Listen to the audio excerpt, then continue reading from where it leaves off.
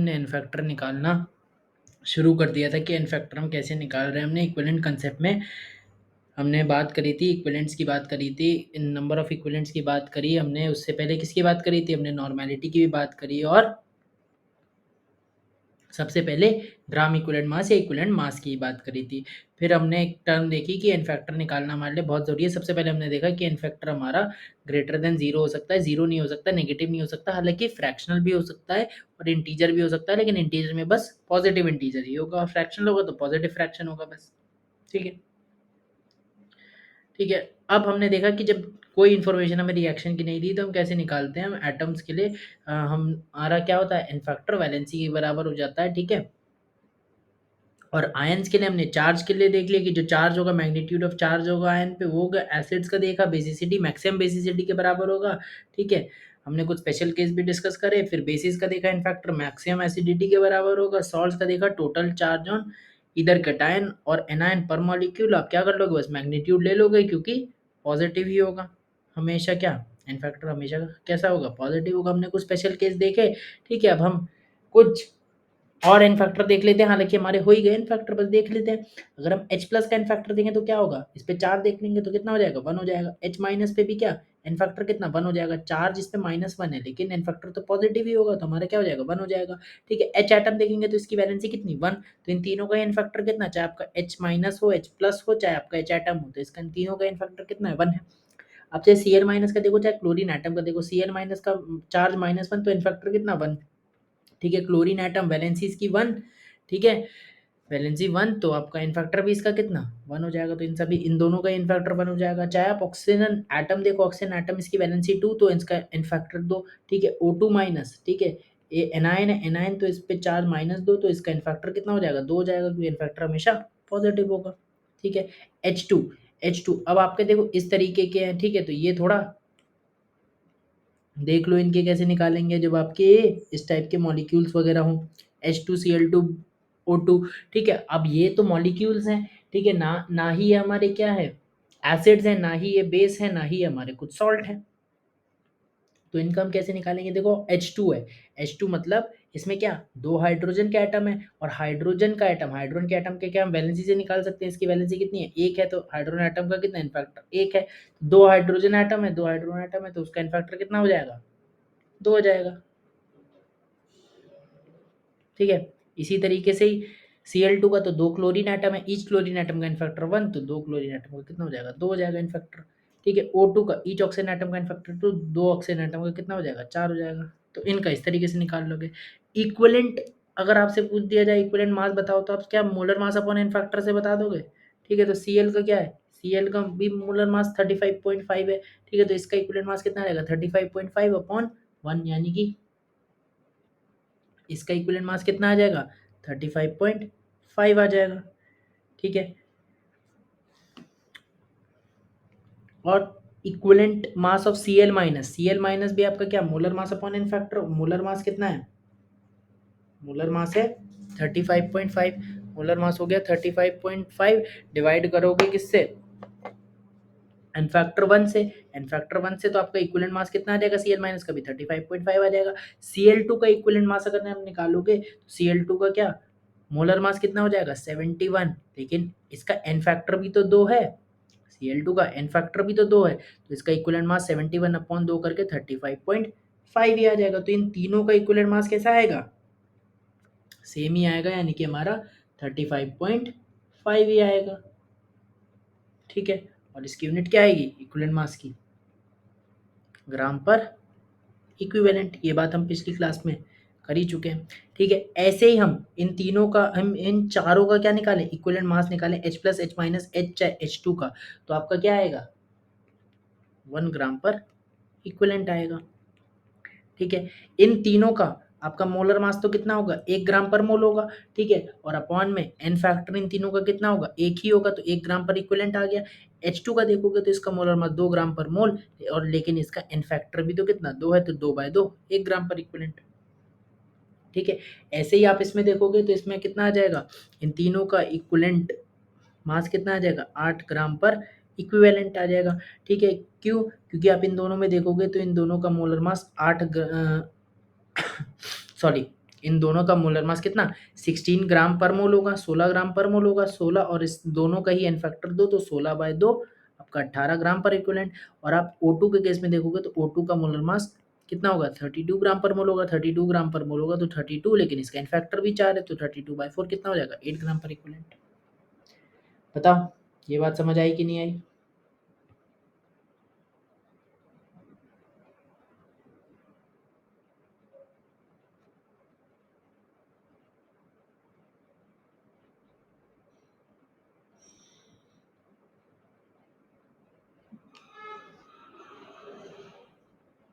ठीक है, चलो अब हम आगे बढ़ते हैं।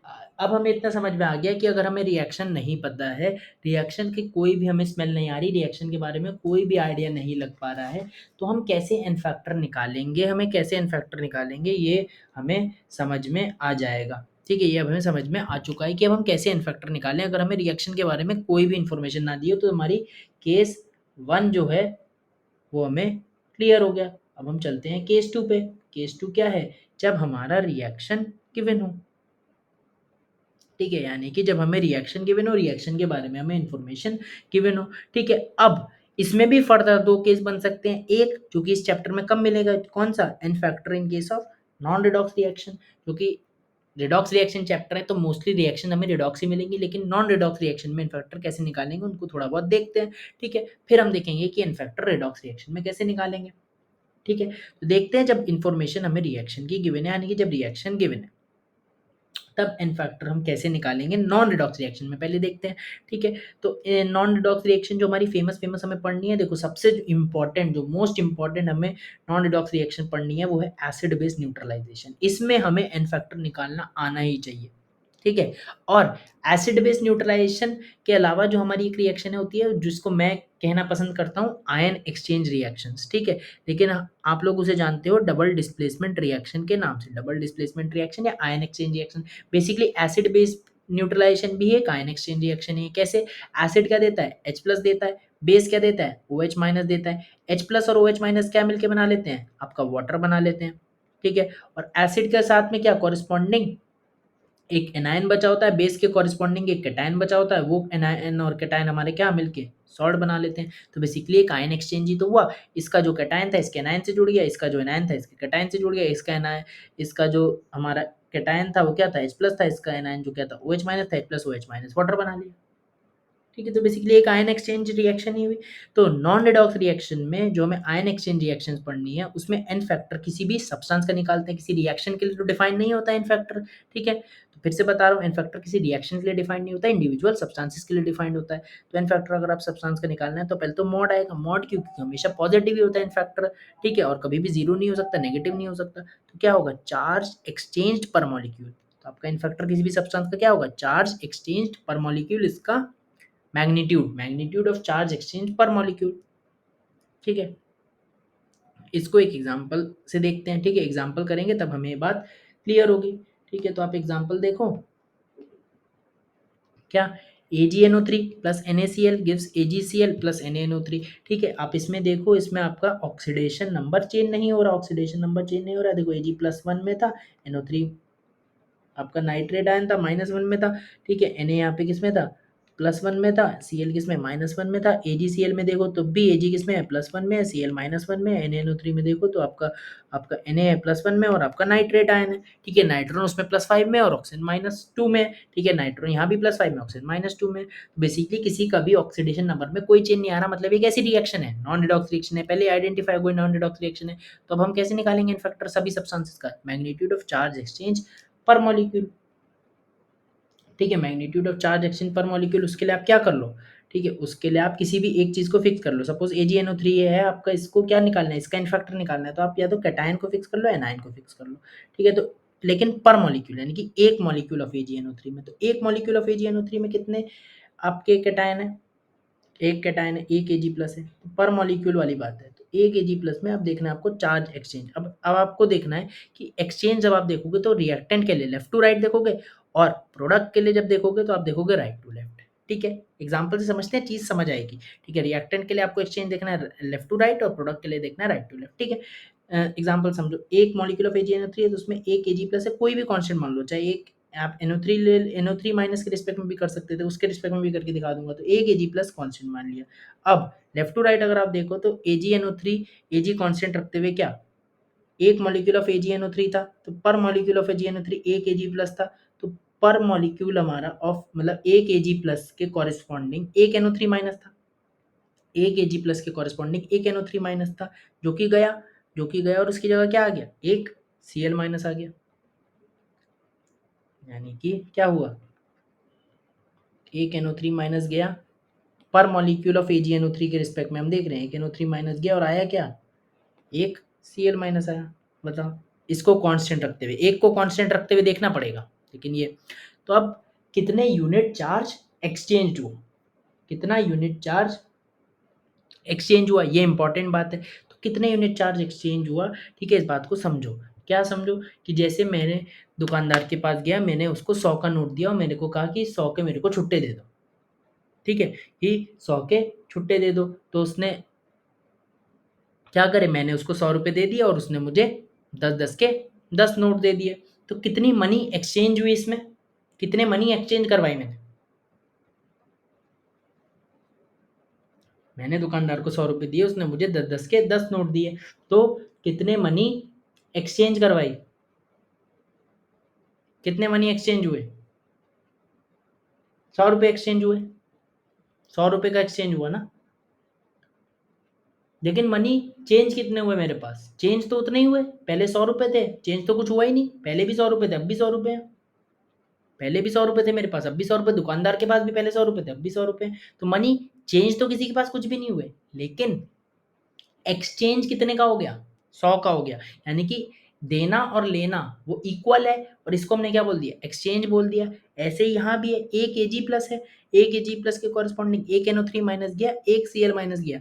तो चार्ज में कोई चेंज तो नहीं आया, -1 गया, -1 आ गया, लेकिन चार्ज एक्सचेंज कितना हो गया, एक्सचेंज हो गया, एक एक यूनिट चार्ज एक्सचेंज हो गया, एक माइनस गया, एक माइनस आया, तो एक यूनिट चार्ज क्या हो गया, एक्सचेंज हो गया। और एक यूनिट चार्ज एक्सचेंज हो गया पर मॉलिक्यूल, तो यही इसका क्या हो गया, एन फैक्टर हो गया।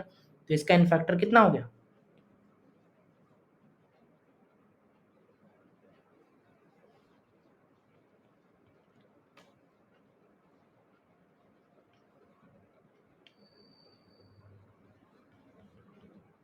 इसका एन फैक्टर कितना हो गया, 1 हो गया, कि एक यूनिट चार्ज एक्सचेंज हुआ। ठीक है, ऐसे ही आप कैसे देख सकते हो, एक नाइट्राइट आयन के रिस्पेक्ट में भी देख सकते हो, कि एक AgNO3 में एक नाइट्राइट आयन था, और एक नाइट्राइट आयन के कॉरेस्पॉन्डिंग एक Ag प्लस था, जो कि आपका क्या, नाइट्रेट आयन किधर है, देखो एक Ag प्लस गया और एक Na प्लस आया। पर नाइट्राइट आयन, पर नाइट्राइट आयन क्यों, क्योंकि पर मॉलिक्यूल में, मेनली पर मॉलिक्यूल ऑफ AgNO3 में एक नाइट्राइट है, तो एक नाइट्राइट के कॉरेस्पॉन्डिंग आप देख रहे हो, तो एक नाइट्राइट के कॉरेस्पॉन्डिंग देख रहे हो, तो एक Ag प्लस गया और एक Na प्लस आया। तो कितना, एक Ag प्लस गया, एक Na प्लस आया, चार्ज चेंज तो कुछ भी नहीं हुआ, लेकिन एक्सचेंज कितना हो गया, एक यूनिट चार्ज का, तो एन फैक्टर कितना हो गया, 1 हो गया। जल्दी बताओ, समझ आया कि नहीं आया।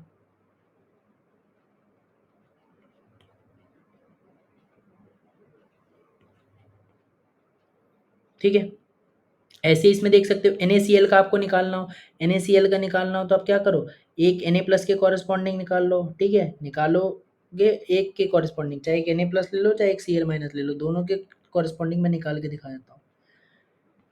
ठीक है, एग्जाम में वो करना जिससे आसानी हो। ठीक है, तो एक Na प्लस के कॉरेस्पॉन्डिंग एक Cl माइनस गया, एक Na प्लस क्यों लिया, क्योंकि एक मॉलिक्यूल ऑफ NaCl में एक Na प्लस है, इसलिए, क्योंकि आपको पर मॉलिक्यूल देखना है चार्ज एक्सचेंज। एक Cl माइनस गया और एक Ag plus, sorry sorry sorry sorry, एक Cl माइनस गया और एक NO3 माइनस आया। ठीक है, सी हमने Na प्लस को कांस्टेंट रखते हुए एक Cl माइनस गया और एक NO3 माइनस आया। ठीक है, तो क्या हुआ, एक यूनिट चार्ज का एक्सचेंज हुआ, एक यूनिट चार्ज का एक्सचेंज हुआ, मतलब एन फैक्टर कितना हो गया, 1 हो गया। ठीक है, अब एक NaCl में एक Cl माइनस है, एक Cl माइनस है, तो अब आप देखो इस तरीके से देखो, तो एक Cl माइनस के कॉरेस्पॉन्डिंग एक Na प्लस था, जो कि जाएगा और आएगा क्या, एक Ag प्लस। तो एक Na प्लस गया और एक Ag प्लस आया, तो आपका एक यूनिट चार्ज का एक्सचेंज हुआ, तो अभी भी एन फैक्टर कितना हो गया, 1 हो गया। बताओ, अब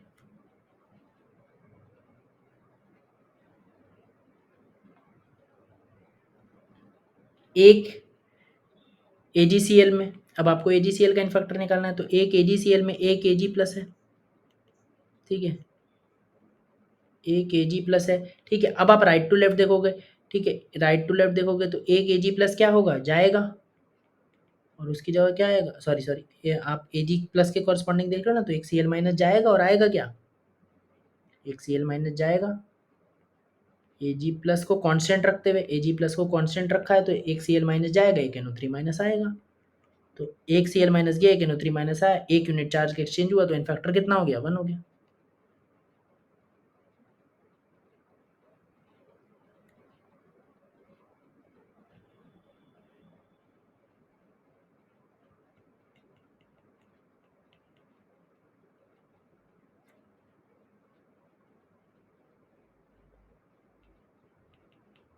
इन फैक्टर कितना हो गया, 1 हो गया, ठीक है। अब इसको अगर हम Cl माइनस के रिस्पेक्ट में देखें, ठीक है, तो एक AgCl की कॉरस्पॉन्डिंग एक Cl माइनस था, ठीक है, एक Cl माइनस था, तो अगर एक Cl माइनस था, तो अब आप देखो राइट टू लेफ्ट देखोगे तो Cl माइनस क्या, एक Cl माइनस के रिस्पेक्ट में एक Ag प्लस था, तो एक Ag प्लस था जो कि जाएगा, और आएगा क्या, एक Na प्लस आएगा, तो एक यूनिट चार्ज का एक्सचेंज हो रहा है, तो एन फैक्टर कितना हो गया, 1 हो गया, ठीक है। अब आप ऐसी NaNO3 का देखो, एक मॉलिक्यूल ऑफ NaNO3 में एक Na प्लस है, अब एक Na प्लस है, तो Na प्लस क्या करेगा, एक Na प्लस के कॉरस्पॉन्डिंग एक नाइट्रेट आयन है जो कि जाएगा, राइट टू लेफ्ट देखोगे, ठीक है, और क्या आएगा, एक Cl माइनस आ रहा है, तो एक यूनिट चार्ज का एक्सचेंज है, तो इन फैक्टर कितना हो गया, 1 हो गया, ठीक है। इसी को आप किसके रिस्पेक्ट में कर सकते थे, नाइट्राइट आयन के रिस्पेक्ट में कर सकते थे। एक मॉलिक्यूल ऑफ NaNO3 में एक नाइट्राइट आयन, एक नाइट्राइट बोल रहा हूँ बार बार, नाइट्रेट आयन है, ठीक है, NO3 माइनस नाइट्रेट होता है, ठीक है, नाइट्रेट आयन है, और एक नाइट्रेट आयन के कॉरस्पॉन्डिंग कितना, एक Na प्लस है पर मॉलिक्यूल ऑफ NaNO3 जो कि जाएगा, और आएगा क्या, एक Ag प्लस आएगा, तो कितने यूनिट चार्ज का एक्सचेंज हुआ, एक यूनिट चार्ज का एक्सचेंज हुआ, तो इन फैक्टर कितना हो गया, 1 हो गया। बताओ ये बात समझ आई कि नहीं आई, ठीक, आगे बढ़ते हैं, इसमें निकालो, ठीक है। और ऐसा कोई भी चीज नहीं है कि इसके, पहली बात तो स्टोइकियोमेट्रिक कोफिशिएंट का इस केस में कोई भी असर नहीं पड़ेगा, क्योंकि इसमें मैंने क्या, स्टोइकियोमेट्रिक कोफिशिएंट कहीं भी आ रहा है, ठीक है, तो आपको रिएक्शन बैलेंस करने की कोई ज़रूरत नहीं है। दूसरी बात, ऐसा परसेप्शन दिमाग में मत बिठा लेना कि रिएक्टेंट के फैक्टर का सम प्रोडक्ट के फैक्टर के बराबर होगा, ये कोई भी मिसकंसेप्शन मत बिठा लेना कि रिएक्टेंट्स के फैक्टर का सम प्रोडक्ट के फैक्टर के बराबर होगा, वो एक बाय चांस वाली बात है कि आ गया है, ठीक है, तो ये दो बात का ध्यान रखो, ठीक है। बाकी अगले एग्जाम्पल पे चलते हैं और क्लियर होगा, ठीक है।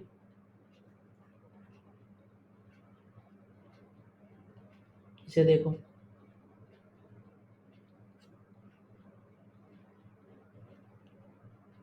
ठीक है, इसमें निकालें इन फैक्टर सबका,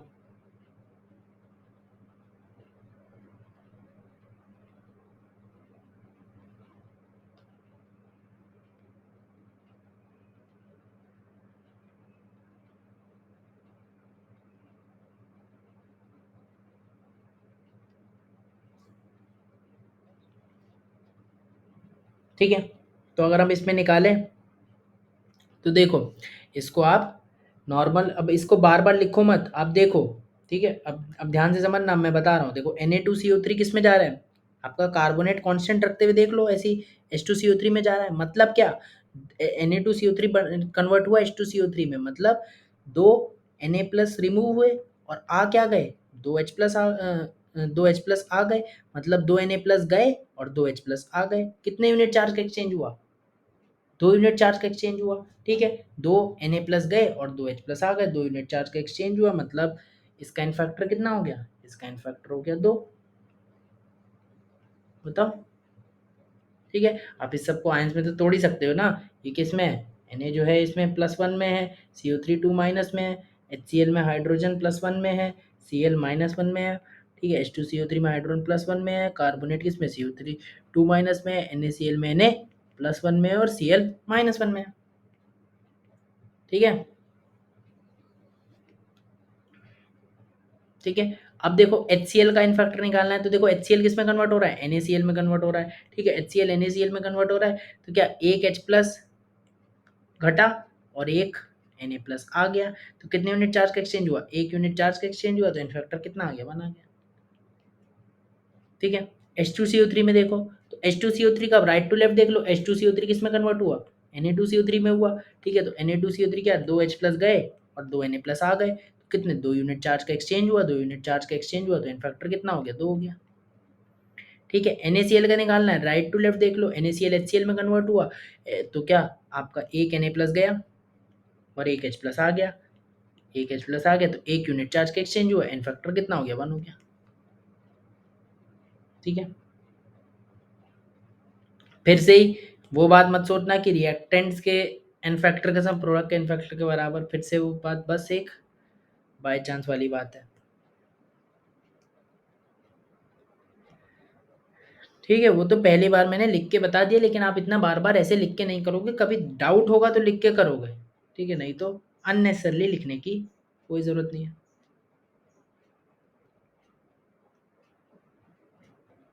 ठीक है।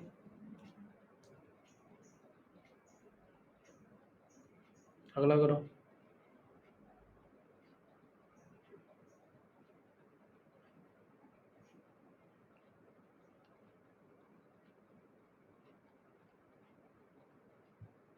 ठीक है, इसमें देखो, तो आप इसमें क्या करोगे, ठीक है। इसमें क्या Na+1 में है CO3 2 माइनस में है हाइड्रोजन, +1 में है Cl -1 में है। इसमें देखोगे तो सोडियम बाइकार्बोनेट है, इसमें सोडियम +1 में है, आपका बाइकार्बोनेट आयन है, CO3 -1 है, ठीक है। इसमें Na+1 है, Cl -1 है, किसी का भी ऑक्सीडेशन नंबर में कोई चेंज आ नहीं रहा, मतलब नॉन रिडॉक्स रिएक्शन है, नॉन रिडॉक्स रिएक्शन है मतलब इन फैक्टर कैसे निकालोगे हर सब्सटेंस का, मैग्नीट्यूड ऑफ चार्ज एक्सचेंज पर मॉलिक्यूल। तो अब देखो Na2CO3 किस में जा रहा है, NaHCO3 में जा रहा है, मतलब क्या, एक Na प्लस हटा, एक Na प्लस हटा, दो यहाँ थे, यहाँ एक है, ठीक है। और एक क्या आया, आपका एक Na प्लस हटा और एक H प्लस आ गया, यही तो मतलब है।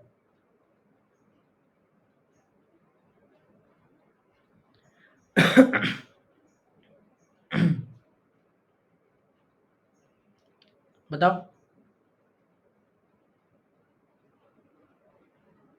बताओ बताओ बताओ, तो कितने यूनिट चार्ज का एक्सचेंज हुआ, एक Na प्लस हटा, एक H प्लस आया, कितने यूनिट चार्ज का एक्सचेंज हुआ,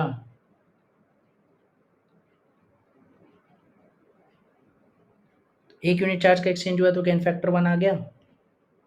HCl का देखो, HCl का देखोगे तो HCl किस में, NaCl में कन्वर्ट हुआ, ऊपर वाले की तरह ही है, तो इसका कितना, एक यूनिट चार्ज का एक्सचेंज हुआ, एक H प्लस गया, एक Na प्लस आया, ठीक है। तो इसका इनफैक्टर कितना आ गया, 1 आ गया।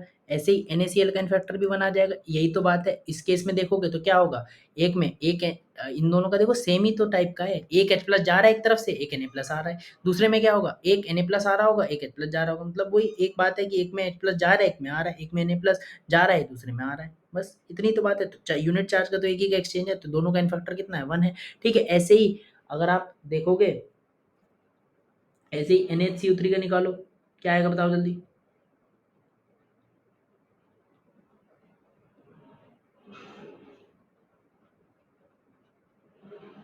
ऐसे ही अगर NaHCO3 का निकालोगे तो इनफैक्टर इसका भी कैसे, इसका भी देखो इसी तरीके से, ठीक है। अब आप इस इन दोनों का देखो, इन दोनों में देखोगे तो क्या, यहाँ से क्या, एक Na प्लस Na2CO3 से NaHCO3 जब है, अगर आप NaHCO3 का दिखना है तो आप राइट टू लेफ्ट देखो, तो क्या आपका NaHCO3 किस में जा रहा है, Na2CO3 में बनने जा रहा है, मतलब एक H प्लस हट रहा है, एक H प्लस हट रहा है और एक Na प्लस आ रहा है, एक Na प्लस आ रहा है, मतलब एक यूनिट चार्ज का एक्सचेंज है, एक यूनिट चार्ज का एक्सचेंज है, मतलब इसका इनफैक्टर कितना हो गया, 1 हो गया, ठीक है। ऐसे ही Na2CO3 किस में जा रहा है, NaHCO3 में जा रहा है, तो क्या वही एक H प्लस क्या कर रहा है, आ रहा है, और एक Na प्लस क्या कर रहा है, हट रहा है, तो आपका कितना, एक यूनिट चार्ज का एक्सचेंज है, इनफैक्टर कितना आ गया, 1। Na2CO3 का अगर आप पहले तरीके से सोचते, जो आपने पहले पढ़ा था सॉल्ट वाला, तो आप इसका इन फैक्टर कितना कर देते? 2 कर देते। तो इस वजह से ये पढ़ना ज़रूरी है, ठीक है? ऐसे नहीं कि आपने पुराना वाला ही, कि आपने जब रिएक्शन नहीं पता थी Na2CO3 का तो 2 होता है, इसका इन फैक्टर 2 कर दिया, देखो गलत आ जाएगा। क्या बात समझ में आई?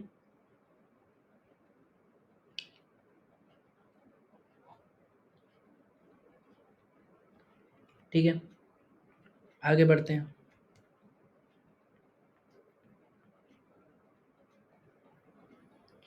एक और एग्जांपल करो।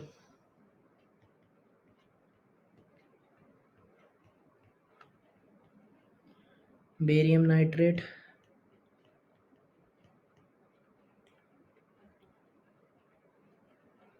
प्लस एल्युमिनियम सल्फेट, अरे क्या बन रहा है? बेरियम सल्फेट, ठीक है, प्लस एल्युमिनियम नाइट्रेट। वही आयन एक्सचेंज वाली तो बात है। सभी के इन फैक्टर निकाल दो, ठीक है? पहले तो आयंस में तोड़ लो, फिर इन फैक्टर निकाल लो। Barium 2 plus nitrate ion, aluminium 3 plus sulphate ion, barium 2 plus sulphate ion, aluminium 3 plus nitrate ion. ये पहली बात तो क्यों निकालते हैं? जिससे देख पाएँ कि किसी का भी ऑक्सीडेशन नंबर चेंज नहीं हो रहा, और ये हमारी नॉन रिडॉक्स रिएक्शन है, तो अब हम निकाल सकते हैं इन फैक्टर सब का, ठीक है? तो बेरियम नाइट्रेट, ठीक है, बेरियम नाइट्रेट किस में जा रहा है? बेरियम सल्फेट में कन्वर्ट हो रहा है। बेरियम सल्फेट में कन्वर्ट हो रहा है मतलब 2 नाइट्रेट तो क्या कर रहे हैं? रिमूव हो रहा है, और 1 सल्फेट क्या हो रहा है? ऐड हो रहा है, ठीक है? 1 सल्फेट क्या हो रहा है? ऐड हो रहा है। तो 2 नाइट्रेट रिमूव हुए, 1 सल्फेट आया, मतलब 2 यूनिट चार्ज का एक्सचेंज हुआ, मतलब इसका n फैक्टर कितना हो गया? 2 हो गया। ऐसे ही आप इसका n फैक्टर भी 2 बता सकते हो, क्योंकि दोनों का क्या हो रहा है? देखो, इधर से 2 नाइट्रेट गए और उधर 1 सल्फेट आया, ठीक है? इधर से इधर बोलोगे, राइट टू लेफ्ट बोलोगे तो क्या बोलोगे? 1 सल्फेट गया और 2 नाइट्रेट आया, बस ये बोल दोगे। बात तो वही है, एक्सचेंज तो 2 का ही है, क्योंकि 1 सल्फेट और 2 नाइट्रेट, चार्ज तो टोटल 2 यूनिट चार्ज ही हुआ, तो 2 यूनिट चार्ज का एक्सचेंज है, तो दोनों का एन फैक्टर कितना हो गया? 2 हो गया, ठीक है? अब एल्युमिनियम सल्फेट और एल्युमिनियम नाइट्रेट का एन फैक्टर मुझे बताओ।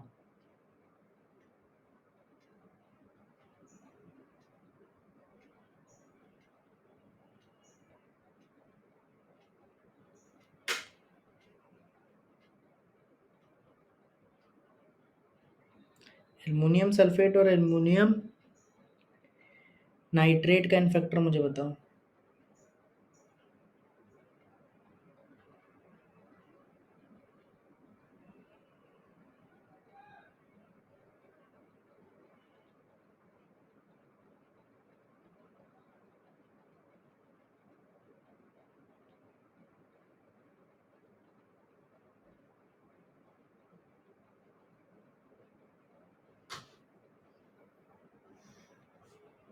ठीक है, देखते हैं।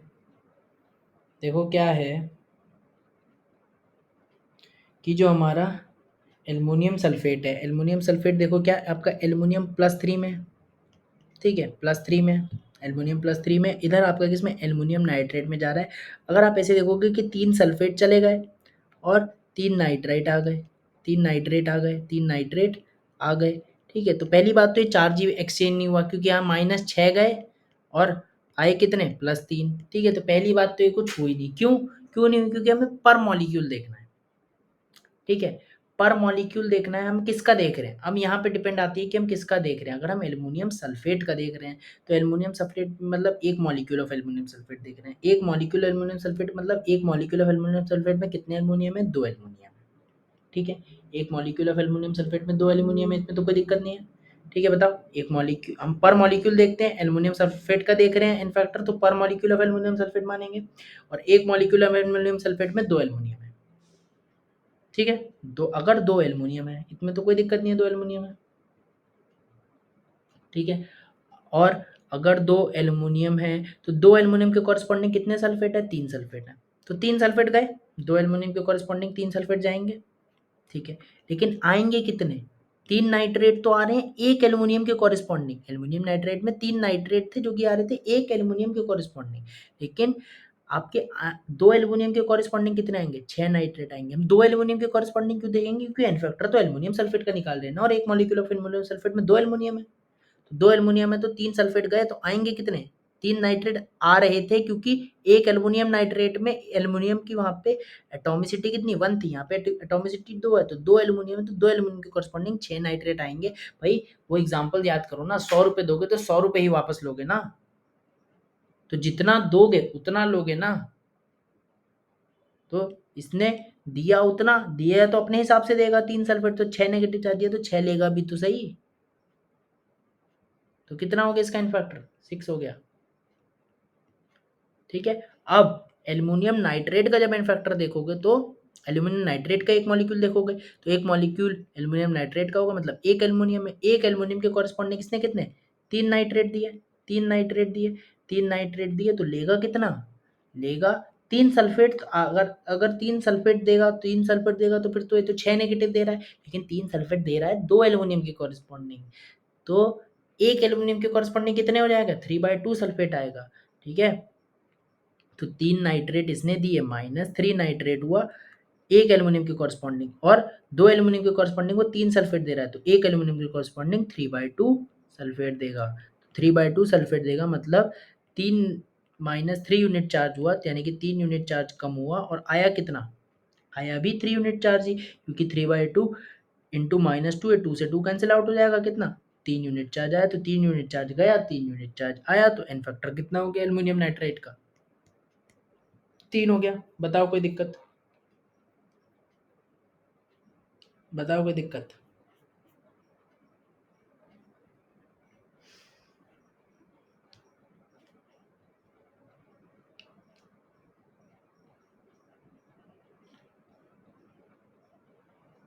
सल्फेट वाला क्या? सल्फेट वाला क्या? एल्युमिनियम सल्फेट का? एल्युमिनियम सल्फेट का 3 नहीं होगा। 3 कैसे होगा? देखो, एल्युमिनियम सल्फेट के कॉरस्पॉन्डिंग 2 एल्युमिनियम थे, 2 एल्युमिनियम थे ना इसके कॉरस्पॉन्डिंग, एक मॉलिक्यूल ऑफ एल्युमिनियम सल्फेट देखोगे ना, पर मॉलिक्यूल देखना है ना आपको चार्ज एक्सचेंज कितना हो रहा है, तो 2 एल्युमिनियम थे, और 2 एल्युमिनियम थे तो 2 एल्युमिनियम के कॉरस्पॉन्डिंग 3 सल्फेट था, तो इसने क्या 3 सल्फेट गया यहाँ से, 3 सल्फेट गया, 3 सल्फेट गया, और कितना आता? 3 नाइट्रेट आता। अगर एक एल्युमिनियम होता, अगर एक एल्युमिनियम होता तो 3 नाइट्रेट आता, क्योंकि एल्युमिनियम नाइट्रेट में एक एल्युमिनियम है, 3 नाइट्रेट के कॉरस्पॉन्डिंग एक एल्युमिनियम है, लेकिन हमारा तो गिवन जिसका हम निकाल रहे हैं उसमें तो 2 एल्युमिनियम है, तो हम तो उसके पर मॉलिक्यूल के हिसाब से देखेंगे ना। तो इसने 3 सल्फेट दिया मतलब 6 नेगेटिव चार्ज दिया, तो 6 वापस भी तो लाएगा। ₹100 दिए तो 100 ही लोगे ना। तो 3 नाइट्रेट दिया तो 6 ही, तो 6 नाइट्रेट वापस लोगे ना, क्योंकि एक एल्यूम यहाँ हमारे पास तो 2 है ना, तो 3 एल्युमिनियम, तो एक एल्युमिनियम कॉरस्पॉन्डिंग 3 नाइट्रेट आता, तो 2 एल्युमिनियम कॉरस्पॉन्डिंग 6 नाइट्रेट आएगा। तो 6 यूनिट चार्ज गया, 6 यूनिट चार्ज आया, तो एन फैक्टर कितना हो गया? 6 हो गया। बट इसके हिसाब से क्यों देखा? क्योंकि इसी का एन फैक्टर निकाल रहे हो ना, तो इसी के 2 एल्युमिनियम के हिसाब से देखोगे। इसका देखा तो इसके एक एल्युमिनियम के हिसाब से देखा। बोलो।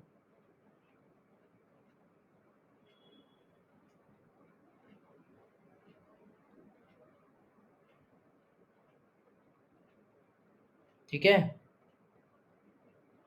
आगे बढ़ते हैं। ठीक है, अब बात करते हैं न्यूट्रलाइजेशन रिएक्शन की। ठीक है, अभी तक तुमने न्यूट्रलाइजेशन रिएक्शन वाले नहीं देखे, अभी तुमने बेसिक आयन एक्सचेंज वाले देखे। न्यूट्रलाइजेशन रिएक्शन वाले भी हम इसी तरीके से कर सकते हैं, लेकिन हम इसे करेंगे नहीं क्योंकि इससे आसान मेथड है हमारे पास। ठीक है, कर इस तरीके से सकते हैं लेकिन करेंगे नहीं। एसिड प्लस बेस हमारा क्या सॉल्ट प्लस वाटर बनाता है, यही न्यूट्रलाइजेशन रिएक्शन होती है।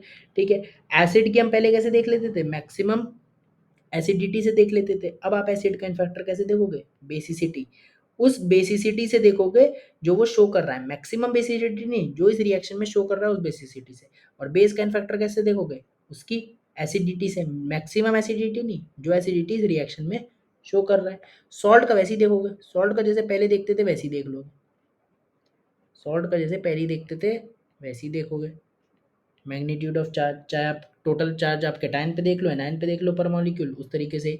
वाटर का इनफैक्टर क्या होगा? वाटर का इनफैक्टर आपका 1 ही होगा हमेशा फॉर न्यूट्रलाइजेशन रिएक्शन। ठीक है, लेकिन ध्यान रखना 1 होता है वाटर का इन ऑल न्यूट्रलाइजेशन रिएक्शन। आगे रिडॉक्स पढ़ेंगे उसमें ऐसे नहीं कि वाटर का इनफैक्टर हर जगह 1 लिखते फिरे, तो सिर्फ और सिर्फ न्यूट्रलाइजेशन रिएक्शन में ही 1 होता है। और ऐसा क्यों होता है? क्योंकि आप समझो आपका बेसिकली आयन एक्सचेंज ही तो है, ठीक है? तो अभी मैं इसे एग्ज़ाम्पल जब हम लेंगे तो उससे समझा दूँगा, उससे ज़्यादा ईज़ी होगा, ठीक है? तो चलो एग्ज़ाम्पल लेते हैं, ठीक है? तो पुराने वाले तरीके से मत करना, अब इस तरीके से सोचना। तो एग्ज़ाम्पल सपोज़ हम HCl लें प्लस NaOH लें, ठीक है? हमारा क्या बनाएगा? NaCl प्लस वाटर, ठीक है? HCl का इनफैक्टर कितना होगा? HCl एक H प्लस दे सकता है और दे कितना रहा है इसमें? एक ही दे रहा है, ठीक है? एक दे भी रहा है, तो इसका इनफैक्टर कितना हो गया? 1। NaOH कितने OH मैक्सिमम दे सकता है? 2, सॉरी एक ही दे सकता है, एक ही OH माइनस है, एक ही दे सकता है, एक ही दे भी रहा है, तो इसका इनफैक्टर कितना हो गया? 1 हो गया, ठीक है? NaCl आपका 4 देख लोगे, एक Na प्लस वाला है, एक Cl माइनस वाला है, तो इसका कितना हो जाएगा इनफैक्टर? इसका भी 1 हो जाएगा। वाटर का देखो तो मैंने बताया था 1 होता है, अब देखते हैं वाटर का 1 कैसे? तो H2O को क्या मैं HOH लिख सकता हूँ? क्या इसको मैं HOH लिख सकता हूँ? बिल्कुल लिख सकता हूँ। तो अब देखो, अब चाहो तो पुराने वाले ट्रिक से देख लो कि पुराने वाले तरीके से कि HCl हमारा NaCl में बदल रहा है, तो एक H प्लस गया, एक Na प्लस आया, एक HCl गया, एक H प्लस गया, एक Na प्लस आया, तो इसका इनफैक्टर कितना हो गया? 1 हो गया, ठीक है? NaOH और HOH में देख लो, ठीक है? NaOH और HOH में एक Na प्लस गया और एक H प्लस आया। ऐसे इधर देख लोगे, इधर से इधर देख लोगे तो एक H प्लस गया, एक Na प्लस आया, एक H प्लस गया, एक Na प्लस आया, तो इन दोनों का इनफैक्टर भी कितना हो गया? 1 हो गया। बताओ।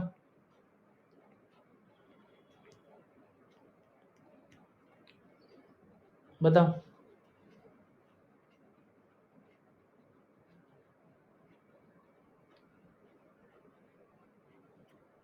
ठीक है, ठीक है, तो पुराने वाले तरीके से मत करो, आप सिंपली एसिडिटी देख के कर लो कि जो एसिडिटी शो कर रहा है, ठीक है? एसिड बेस में कोई दिक्कत ही नहीं, न्यूट्रलाइजेशन में कोई परेशानी वाली बात है ही नहीं, ठीक है? वाटर का 1 ही हो गया, एक्सप्लेन भी हो गया कि वाटर का 1 कैसे है, ठीक है? इसमें बताओ, इसमें सबके इनफैक्टर बताओ।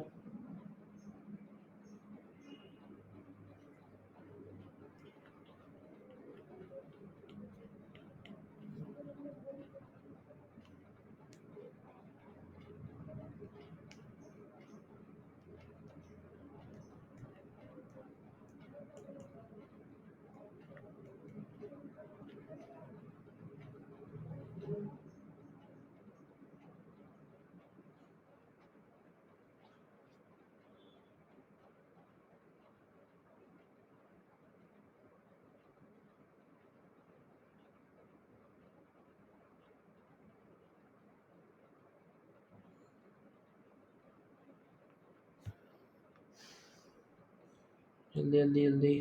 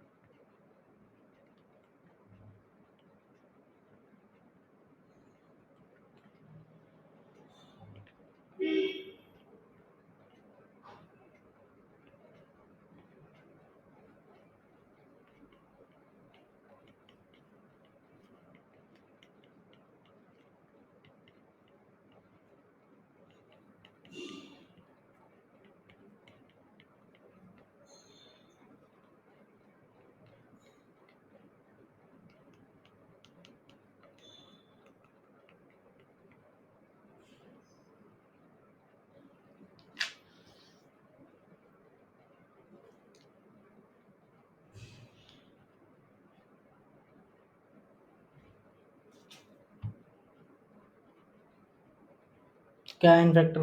बताओ। इसमें देखो H2SO4 कितने H प्लस दे सकता है मैक्सिमम? 2 H प्लस दे सकता है और 2 दे भी रहा है। सॉल्ट से देख लो तो सॉल्ट में क्या कोई H बचा हुआ है? कोई भी नहीं बचा हुआ, ठीक है?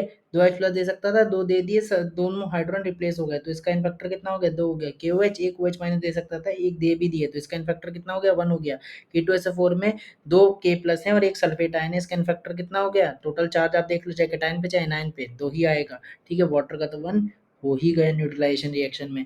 अब ये रिएक्शन देखो, H3PO4 मैक्सिमम कितने एच दे सकता है, 3 एच दे सकता है, 3 दे भी दिए, Na3PO4 बन गया, तो इसका एन फैक्टर कितना हो गया 3 NaOH, एक OH दे सकता है, एक OH दे सकता है, तो इसका एक दे भी रहा है, तो इसका एन फैक्टर कितना हो गया 1। Na3PO4 पे टोटल चार्ज देख लोगे तो 3 Na प्लस पे 3 प्लस हो गया, तो इसका एन फैक्टर कितना हो गया 3 हो गया। वाटर का आपका एन फैक्टर 1 हो जाएगा न्यूट्रलाइजेशन रिएक्शन के केस में, ठीक है। H3PO4 का इनफैक्टर देखोगे आप इस रिएक्शन में, तो H3PO4 3 H दे सकता है मैक्सिमम, लेकिन दे कितने रहा है, सिर्फ और सिर्फ 2 ही दे रहा है, तो इसका इनफैक्टर कितना हो गया 2 हो गया, ठीक है। NaOH एक OH माइनस दे सकता है, दे भी रहा है, इसका इनफैक्टर हो गया 1, ठीक है। अब आप इसमें आप क्या देखोगे, अब आप इसमें टोटल चार्ज देख लोगे, तो टोटल चार्ज ये किस तरीके से टूटेगा, तो इस तरीके से टूटेगा, Na पे ईच Na पे +1 आएगा और HPO4 पे आपका क्या आएगा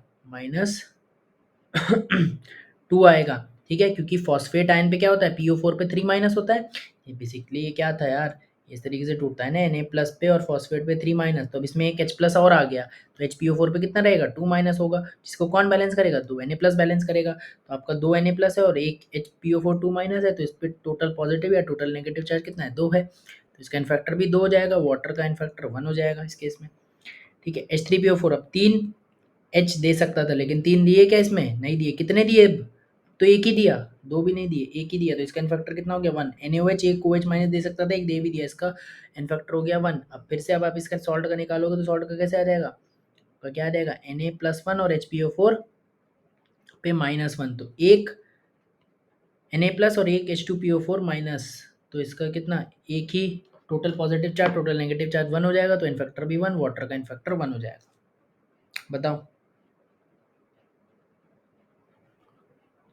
कोई दिक्कत,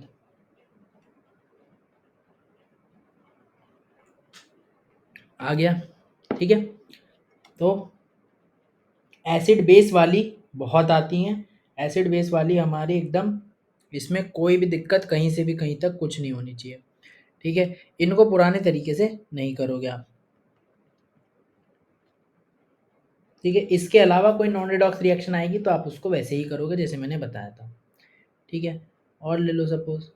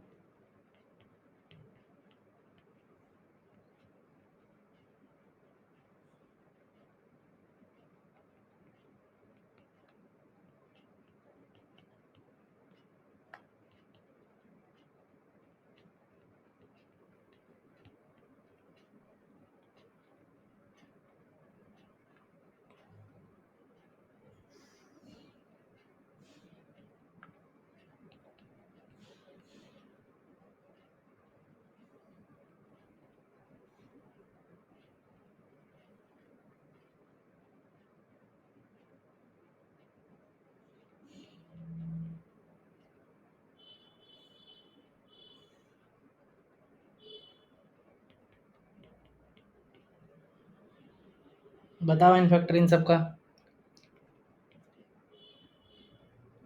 H3PO3 का कितना इनफैक्टर होगा इसमें, H3PO3 कितने H दे सकता है, 3 नहीं दे सकता, 2 दे सकता है, पहली बात तो ये ध्यान रखो, 2 दे सकता है, और कितने दिए, लेकिन 2 दे सकता है, लेकिन दिया तो एक ही, दिया कितना, 2 H तो है इसके पास, तो दिया तो कितना एक ही दिया, तो इसका इनफैक्टर कितना हो गया 1 हो गया, ठीक है। बहुत बढ़िया, बेरियम हाइड्रोक्साइड 2 H दे सकता है, लेकिन दिया कितना, एक तो रख लिया ना अपने पास, एक, ये अच्छा करा तुमने, ये बहुत अच्छा बताया, ठीक है। दो, एक OH अपने पास रख लिया, तो एक ही दिया, तो इसका इनफैक्टर कितना हो गया 1 हो गया, ठीक है। तो एक OH कहाँ गया होगा, जरूर OH यहाँ गया होगा, और इसका H जो दिया इसने यहाँ गया होगा, उसने मिलकर पानी बना लिया, ठीक है। स्टोइकियोमेट्रिक कोफिशिएंट से कुछ कंफ्यूज मत होना, ठीक है? अभी स्टोइकियोमेट्रिक कोफिशिएंट है ही नहीं क्योंकि बैलेंस रिएक्शन दे ही नहीं है, ठीक है? अब यहाँ देखो, अब यहाँ आप इसको किस में आयंस में तोड़ोगे, आयंस में तोड़ोगे तो बेरियम पे 2 प्लस था, 2 प्लस था, एक OH माइनस, एक इससे OH माइनस हट गया, एक OH माइनस हट गया, तो बेरियम BaOH पे क्या बचेगा, पॉजिटिव बचेगा, ठीक है? पॉजिटिव बचेगा और H2PO3 पे क्या -1 बचेगा, तो आपका क्या टोटल पॉजिटिव चार्ज भी +1 हो गया, टोटल नेगेटिव चार्ज भी क्या हो गया, हमारा मैग्नीट्यूड की बात करें तो 1 ही हो गया, यानी कि हमारा n फैक्टर भी इसका क्या हो जाएगा, 1 ही हो जाएगा। वाटर का तो 1 ही होता है, ठीक है? इसमें बात करें तो वाटर का तो 1 ही होगा, ठीक है? अब इसकी बात करें H3PO3 2 H दे सकता है, लेकिन कितने दिए, कितने दिए H3PO3 ने, H3PO3 2 H दे सकता है, ठीक है? और 2 दे भी दिए, 2 दे भी दिए, इधर एक बचा, ठीक है? एक बचा मतलब क्या, 2 दे दिए, तो 2 दे सकता था, 2 दे दिए, मतलब 2 दे दिए, गए 2, ठीक है? बेरियम हाइड्रोक्साइड 2 OH दे सकता था, इधर कितने बचे, 0 बचा, मतलब 2 के 2 दे दिए, तो मतलब इसका n फैक्टर कितना हो गया, 2 हो गया, ठीक है? अब आप इसका क्या कर लो, इस पे तो 4 निकाल लो, बेरियम पे क्या है 2 प्लस है, एक बेरियम है उस पर 2 प्लस है, तो इसका कितना हो गया, 2 ही n फैक्टर हो गया, लेकिन H3PO3 में आप देखोगे तो उससे भी देखोगे तो -2 चार्ज है, तो टोटल पॉजिटिव टोटल नेगेटिव के बराबर ही है, तो n फैक्टर 2 हो गया,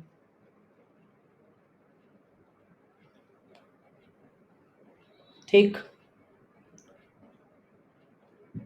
ठीक है? बताओ।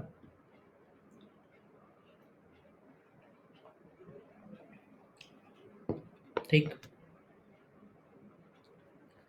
तो नॉन रिडॉक्स रिएक्शन में हमने n फैक्टर निकालना देख लिया, ठीक है? तो नॉन रिडॉक्स रिएक्शन में n फैक्टर निकालना देख लिया, तो अब हम n फैक्टर निकालते हैं रिडॉक्स रिएक्शन में,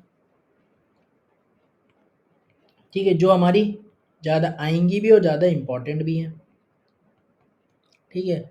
और क्या हो अगर मैं तुमको बोल दूं कि रिडॉक्स रिएक्शन में n फैक्टर निकालना, मैं तुम्हें बता चुका हूँ, क्या बैलेंसिंग ध्यान है by oxidation number method, balancing ध्यान है बाय ऑक्सीडेशन नंबर मेथड, उसमें क्या टोटल इंक्रीज डिक्रीज निकालते थे पर मॉलिक्यूल, टोटल इंक्रीज डिक्रीज निकालते थे पर मॉलिक्यूल, 2 स्पीशीज आइडेंटिफाई करने के बाद, और ये जो टोटल इंक्रीज डिक्रीज पर मॉलिक्यूल निकालते थे, यही हमारा क्या होता है, एन फैक्टर होता है रिडॉक्स रिएक्शन में। तो लिखो पहले तो फॉर अ, ऐसे नहीं लिखो, फॉर अ सब्सटेंस, फिर से बता रहा हूँ कि रिडॉक्स रिएक्शन का कोई एन फैक्टर नहीं होगा, उनमें प्रेजेंट इंडिविजुअल सब्सटेंसेस के लिए एन फैक्टर डिफाइन होगा, ठीक है? तो for a substance present in redox reaction,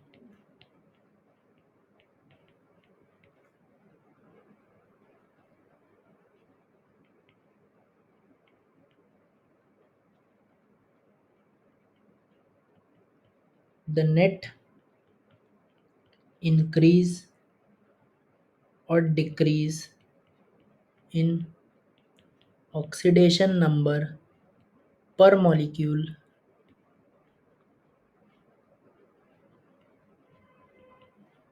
is called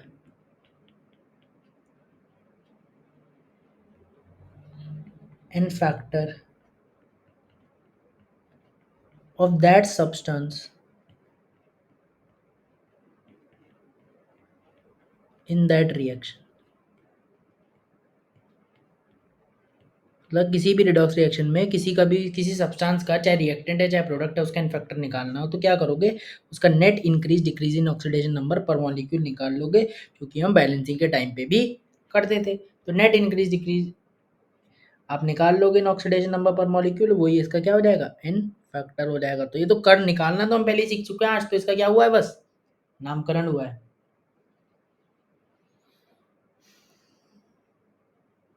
ठीक है?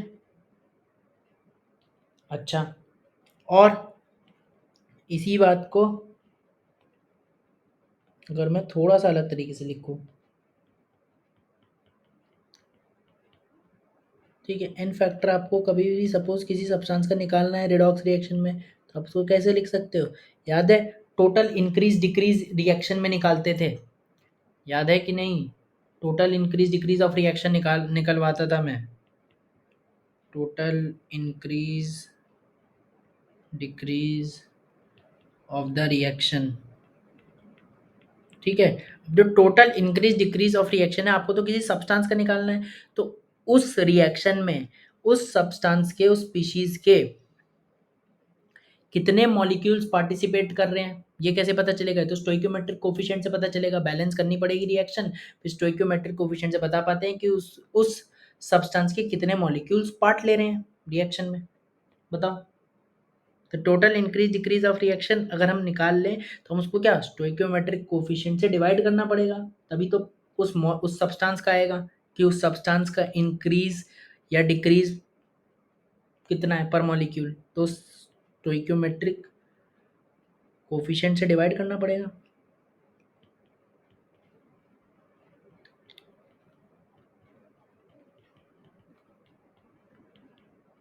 कि आपको क्या निकालना है, total increase decrease in oxidation number पर मॉलिक्यूल निकालना है, तो आपको उस सब्सटेंस के स्टोइकियोमेट्रिक कोफिशिएंट से डिवाइड करना पड़ेगा। बताओ, ठीक है। तो मैक्सिमम केसेस में तो net increase decrease in oxidation number पर मॉलिक्यूल निकालते थे, वैसे आपका काम हो जाएगा इन फैक्टर, लेकिन कभी कभी आपको ये जरूरत पड़ेगी, और ये लिख लो कि ये अपनी भाषा में लिख लेना इस बात को, कि जब भी कभी रिडॉक्स रिएक्शन के क्वेश्चन में अटक जाओ इन फैक्टर निकालने में, तब आपको क्या तरीका लगाना है, तब आपको ये वाला तरीका लगाना है जो मैंने ये डब्बे में बंद करा है, ठीक है। लेकिन लेकिन लेकिन ये बात ध्यान रखना है कि ये कब लगेगा, इसके लिए आपको एक चीज़ जरूरी है कि आपका सिर्फ और सिर्फ बैलेंस रिएक्शन में लगेगा, ठीक है। तो आपको रिएक्शन क्या होनी चाहिए इसके लिए, बैलेंस होनी चाहिए, नहीं बैलेंस है तो आपको रिएक्शन बैलेंस करनी पड़ेगी, और बैलेंस करना अब तो आना ही चाहिए क्योंकि बता दिया अच्छे से, ठीक है। तो मेजॉरिटी केसेस में ये, जब नहीं समझ में आए तो ये, ठीक है। या रिएक्शन बैलेंस दी हुई है तो आप ये लगा सकते हो, ये जल्दी लग जाएगा ना। अब रिएक्शन बैलेंस दी है, थोड़ी उसको अनबैलेंस करके लगाओगे, जब बैलेंस दी है, नहीं बुरा मान गए, अनबैलेंस करेंगे पहले फिर ये लगाएंगे, बैलेंस दी है तो ये नीचे वाला ही लगा दो, ठीक है। और ये तरीका, मतलब जब भी कहीं कुछ भी कन्फ्यूजन हो ये वाला लगाओ, खत्म, ठीक है। बाकी आइडिया तुम्हें धीरे धीरे होगा अभी, ठीक है। आगे बढ़ते हैं।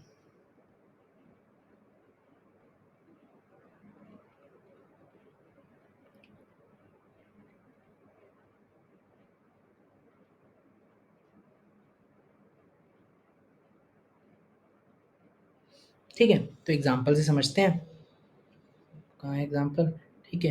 याद करो ये एग्जाम्पल मैंने पहले कराया था, बैलेंसिंग के टाइम पे ये मैंने एग्जाम्पल कराए हैं, और अब सारे वही एग्जाम्पल आएंगे, क्योंकि आपको आपको खाली बैलेंसिंग का पहला स्टेप करना है। अब खाली बैलेंसिंग का पहला स्टेप क्या होता है कि आपको पहला दूसरा स्टेप में ही तो आता है हमारा कि टोटल इंक्रीज डिक्रीज कैलकुलेट करना, तो वही करना है, ठीक है। और इतना आइडिया अब लगना चाहिए, अब तो बहुत हो गया, अब तो बहुत देर से कर रहे हैं, ठीक है। ये +2 में, ये +2.5 में, ये 0 में है, ये -1 में है, बाकी सबका ऑक्सीडेशन नंबर में कोई चेंज नहीं आ रहा, ठीक है। तो अभी समझ में आना चाहिए किससे 2 से जा रहा है 2.5 में, मतलब किसका 0.5 का क्या हो रहा है, इंक्रीज हो रहा है, 0.5 का इंक्रीज हो रहा है, और कितना है 0.5 इंटू 2, क्योंकि इसकी एटॉमिसिटी 2 है, तो 0.5 इंटू 2 यानी कि आपका क्या 0.5 इंटू 2। अभी तो चेंज निकालना है, इंक्रीज या डिक्रीज से कोई मतलब ही नहीं है, ठीक है। 0.5 का चेंज हो रहा है इंटू 2 यानी कि एक का चेंज हो रहा है, एक का चेंज हो रहा है, मतलब इसका इनफैक्टर कितना हो गया 1 हो गया, ठीक है। इसका देखो I2 का इनफैक्टर निकालोगे तो कैसे निकालोगे आप, इसमें बस देखो जब भी आप जो भी चेंज देखो, अगर लेफ्ट टू राइट करोगे कब, जब रिएक्टेंट में होगा, और रिएक्टेंट का इनफैक्टर निकालना है, राइट टू लेफ्ट करोगे जब प्रोडक्ट का इनफैक्टर निकालना है, सिंपल बात है, ठीक है। तो 0 से किस में गया -1 में गया, एक का चेंज आया, एक का चेंज आया, इसकी एटॉमिसिटी 2, मतलब एक का चेंज इंटू एटॉमिसिटी 2, मतलब इसका इनफैक्टर कितना हो गया 2 हो गया, ठीक है। अगर आपको निकालना है किसका Na2S4O6 का निकालना है, तो इसमें देखो सल्फर का ऑक्सीडेशन नंबर 2.5 से 2 में आ रहा है, ठीक है। तो 2.5 से 2 मतलब 0.5 का चेंज, और इसकी एटॉमिसिटी कितनी 4, कितना आ गया 2 का चेंज आ गया, ठीक है। Na में देखो, Na का अगर आपको इनफैक्टर निकालना है तो कैसे करोगे, -1 से जा रहा है 0 में यानी कि एक का चेंज है, एक का चेंज, और Na में आयोडीन की एटॉमिसिटी 1 यानी कि 1 का चेंज आ गया। तो इन सभी के एन फैक्टर कितने आ गए? इसका आ गया 1, इसका आ गया 2, इसका आ गया 2 और इसका आ गया 1। बोलो सिंपल है मुश्किल है?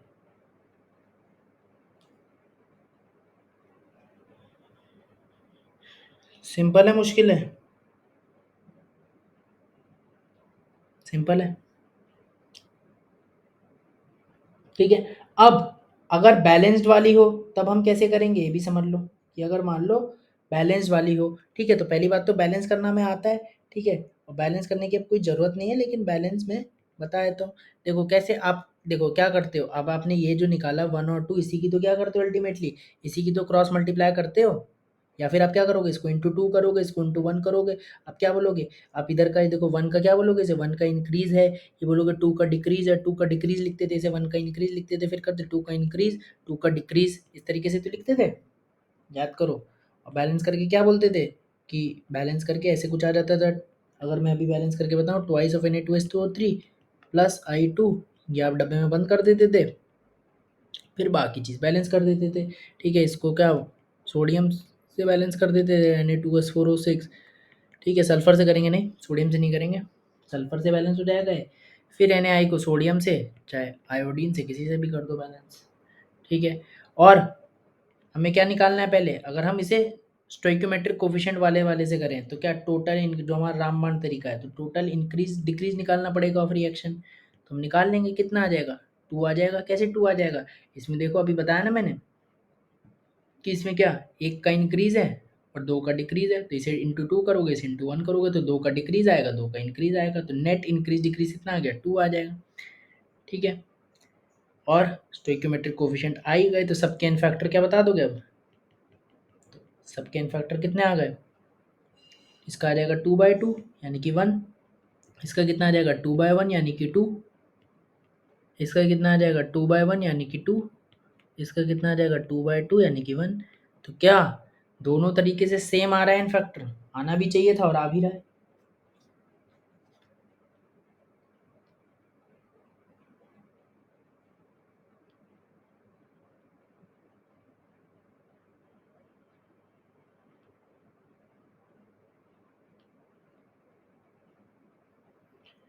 बोलो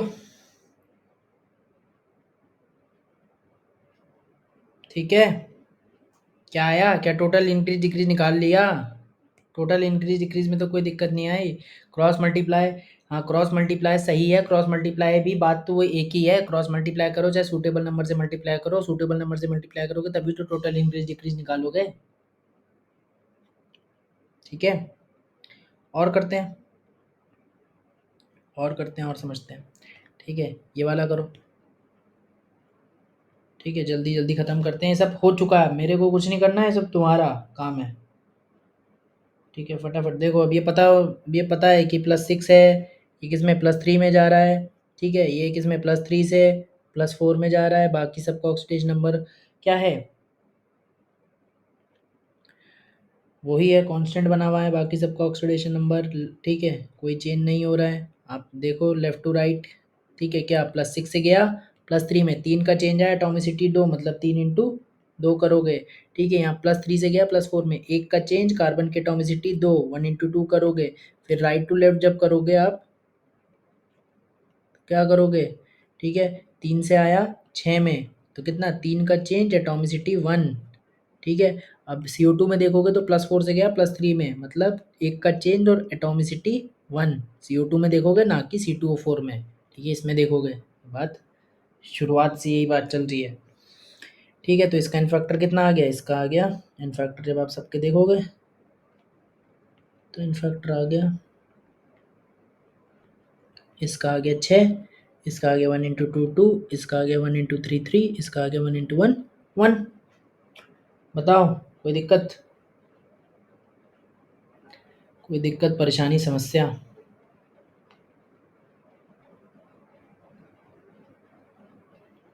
ठीक है।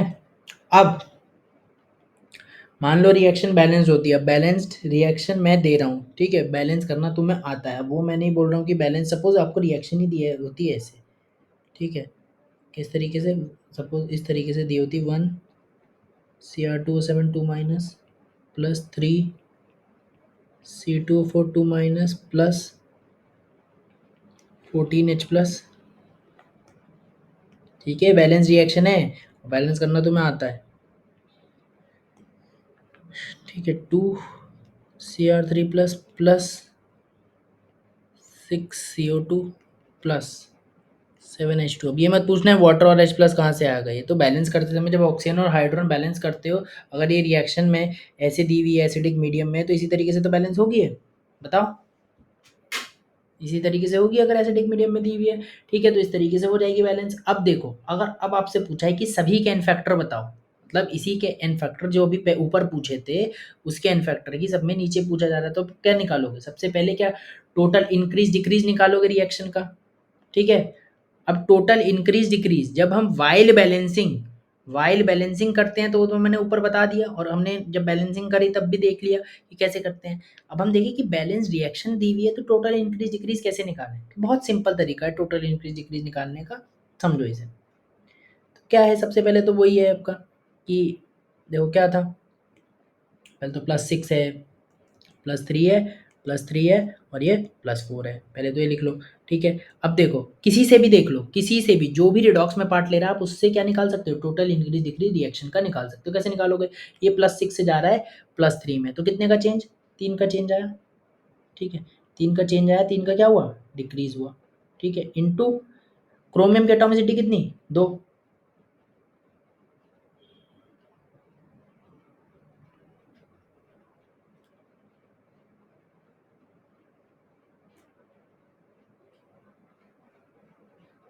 ठीक है, इंटू क्रोमियम की एटॉमिसिटी 2, लेकिन इंटू 1 भी करोगे। 1 क्यों करोगे? क्योंकि स्टोइकोमेट्रिक कोफिशिएंट अब तो बैलेंस दिया हुआ है ना, तो टोटल इंक्रीज डिक्रीज के लिए आप क्रोमियम को इसके स्टोइकोमेट्रिक कोफिशिएंट से भी मल्टीप्लाई करोगे, तो उसका आपको उसको भी अकाउंट में लेना पड़ेगा। तो आप क्या बोलोगे? 6 का डिक्रीज बोलोगे। ये आएगा आपका टोटल डिक्रीज ऑफ रिएक्शन। ये आपका इससे आ गया, लेकिन आप चाहो तो इससे भी निकाल सकते थे। टोटल डिक्रीज या इंक्रीज बराबर होगा ना वो, तो इससे क्या आएगा? टोटल इंक्रीज आ जाएगा, लेकिन वो भी वैल्यू सेम ही आएगी। देखो +3 से किस में गया? +4 में गया। आपका क्या हुआ? 1 का इंक्रीज हुआ। कार्बन की एटॉमिसिटी कितनी? 2, और कार्बन का स्टोइकोमेट्रिक कोएफिशिएंट कितना? 3, तो इसका क्या हो गया? 6 का इंक्रीज हो गया। ठीक है, ऐसा नहीं कि अब रिएक्टेंट से आ सकता है, प्रोडक्ट से भी आ सकता है टोटल इंक्रीज डिक्रीज, किसी भी प्रोडक्ट से आ सकता है, लेकिन बस वो रिडॉक्स में पार्टिसिपेट करना चाहिए। हाँ, कई बार अगर ध्यान रखना कि मतलब जिससे आसानी पड़े उससे करना, आ तो किसी से भी सकता है, लेकिन जिससे आसानी पड़े उससे करना। अब ये +3 से जा रहा है किसमें? +6 में, तो क्या हो रहा है? 3 का इंक्रीज कर रहा है, और इंटू क्या? 1 इसकी क्या एटॉमिसिटी, और इंटू क्या? 2 इसका स्टोइकोमेट्रिक कोएफिशिएंट, तो क्या? 6 का इंक्रीज हो रहा है। ठीक है, अब देखो +4 से किस में जा रहा है? +3 में जा रहा है।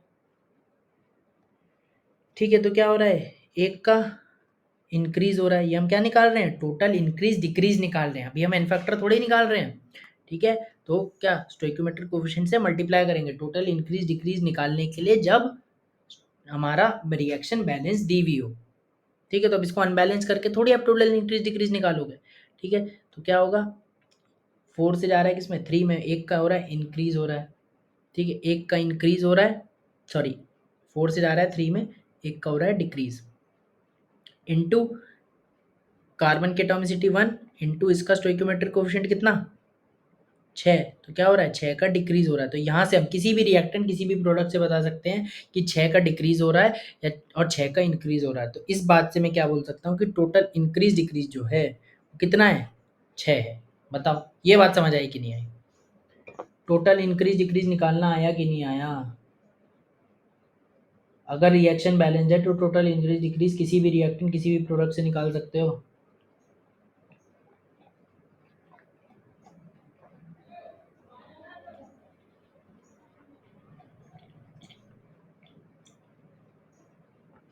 ठीक है, और बाकी वाइल बैलेंसिंग वो तुम्हें आता ही है, कैसे निकालते हो total increase decrease, suitable number से मल्टीप्लाई करके निकालते हो टोटल इंक्रीज डिक्रीज। ठीक है, तो अभी टोटल इंक्रीज डिक्रीज आ गया, तो सबके एन फैक्टर अगर हमें निकालने हैं, ठीक है, सबके एन फैक्टर अगर निकालने हैं, ठीक है, सबके एन फैक्टर अगर निकालने हैं, तो क्या हो जाएगा? टोटल इंक्रीज डिक्रीज तो 6 है अपॉन इसका स्टोइकोमेट्रिक कोएफिशिएंट, इसका क्या हो जाएगा? 6/1, इसका क्या हो जाएगा? 6/3। ठीक है, इसका क्या हो जाएगा? Cr3 प्लस का 6/, 2, इसका क्या हो जाएगा 6/6 हो जाएगा। देखो क्या वही आ रहे हैं, इसका कितना आ रहा था 6 आ रहा था, इसका कितना आ रहा है 6, इसका 2 आ रहा था 6/3 2 ही है, 3 आ रहा था 6/2 3 ही है, इसका 1 आ रहा था 6/6 भी 1 ही है। क्या आ गया, क्या आ गया बताओ, क्या सही आ गया दोनों से? जब हमने एन फैक्टर निकाले हैं तो उसमें कोफिशिएंट से डिवाइड करना पड़ेगा, तो इंक्रीज डिक्रीज में मल्टीप्लाई करने की क्या ज़रूरत है? क्या?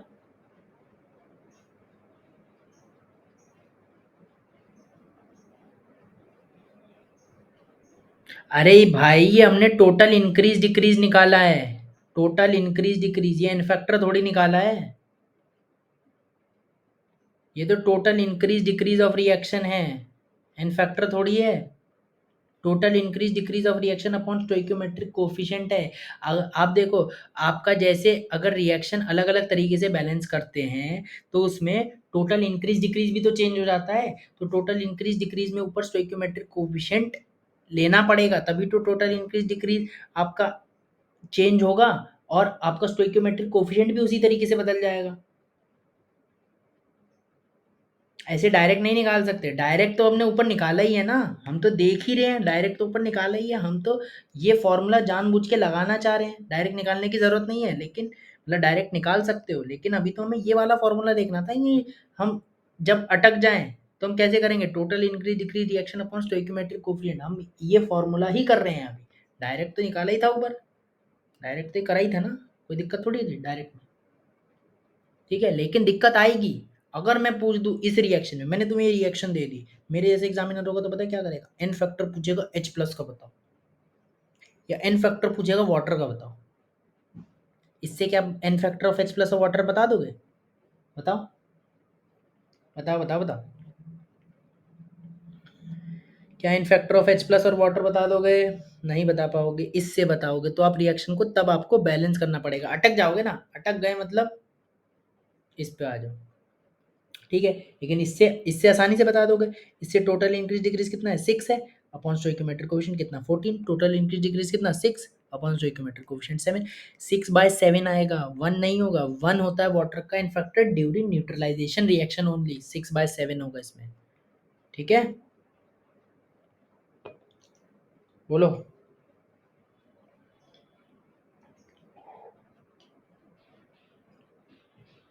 ठीक है, तो जब भी अटक जाओ तब बैलेंसिंग का सहारा लो, ये वाला फॉर्मूला, बोलो आ गया, इसलिए दोनों से आने चाहिए, ऊपर वाला तो डायरेक्ट है ही, और स्टोइकोमेट्रिक कोएफिशिएंट ऊपर भी आता है और नीचे भी आता है, वो इसलिए आता है जिससे स्टोइकोमेट्रिक कोएफिशिएंट वाला कंपोनेंट कट जाए बेसिकली, क्यों कट जाए, क्यों, क्योंकि अगर हम अलग अलग तरीके से बैलेंस करेंगे तो फिर तो एन फैक्टर अलग अलग आ जाएगा, लेकिन ऐसे थोड़ी होता है कि अगर आप इसको अलग अलग तरीके से बैलेंस करो तो वो टोटल इंक्रीज डिक्रीज में भी उसी रेशियो में चेंज आ जाएगा जिसमें हमारा स्टोइकोमेट्रिक कोएफिशिएंट बदलेगा, ठीक है, तो जिस जिस जिस जितने टाइम से हमारा स्टोइकोमेट्रिक कोएफिशिएंट बदला उतने टाइम से टोटल इंक्रीज डिक्रीज भी बदल गया, इसलिए एन फैक्टर हमारा किसी भी तरीके से बैलेंस कर दो आप सेम ही आएगा, ठीक है, बट टोटल 6 कैसे आया, क्या क्या 6 कैसे आया, H प्लस के लिए तो 6/14 है ना, टोटल इंक्रीज डिक्रीज तो रिएक्शन का है ना, वो तो पूरी रिएक्शन के लिए 6 है, वो आप किसी भी तरीके से निकाल सकते हो, ये चारों में से कोई भी तरीके से निकाल सकते हो, टोटल इंक्रीज डिक्रीज किसी सब्सटेंस का थोड़ी है, वो तो पूरी रिएक्शन का है यार, क्या बकवास डाउट है, टोटल इंक्रीज डिक्रीज पूरे रिएक्शन का है कि किसी सब्सटेंस का है?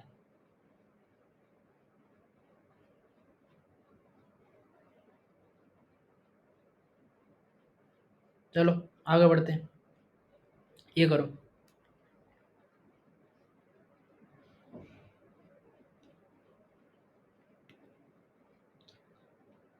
जल्दी बताओ फटाफट, बिना टाइम वेस्ट किए,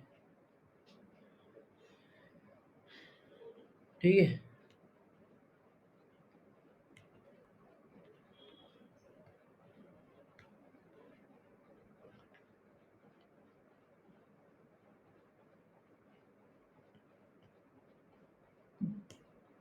चलो।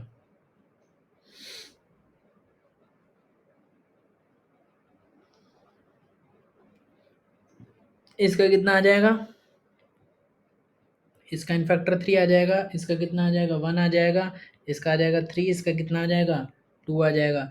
देख लो 6 से गया 3 में, 3 का चेंज आया एटॉमिसिटी 1, 3 आ गया इन फैक्टर, -1 से 0 में 1 का चेंज आया एटॉमिसिटी 1 इन फैक्टर 1, ठीक है। 3 से इधर से देखोगे तो 3 से गया 6 में, 3 का चेंज एटॉमिसिटी 1, 3 इन फैक्टर, ठीक है। 0 से गया -1 में 1 का चेंज एटॉमिसिटी 2, 2 इन फैक्टर। ये सब बातें पहले हो चुकी हैं और ये सब रिएक्शन भी पहले करा चुका हूँ, इसलिए अब मैं जल्दी जल्दी बता रहा हूँ, ठीक है। बोलो बोलो, अगर ये इतनी जल्दी नहीं हो रहा तो मतलब तुम्हारी प्रैक्टिस और तुम्हारे रिवीजन में, होम स्टडी में गड़बड़ है।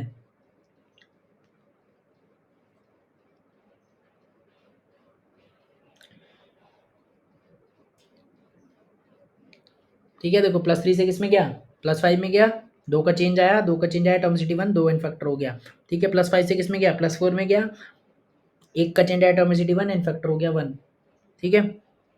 वही +5 से +3, 2 का चेंज एटॉमिसिटी 1, 2 इन फैक्टर, +4 से +5, 1 का चेंज एटॉमिसिटी 1, इन फैक्टर 1। अरे हाँ ना बोलो, मैं अकेले ही सीख रहा हूँ, मैं अकेले ही सीख रहा हूँ भाई।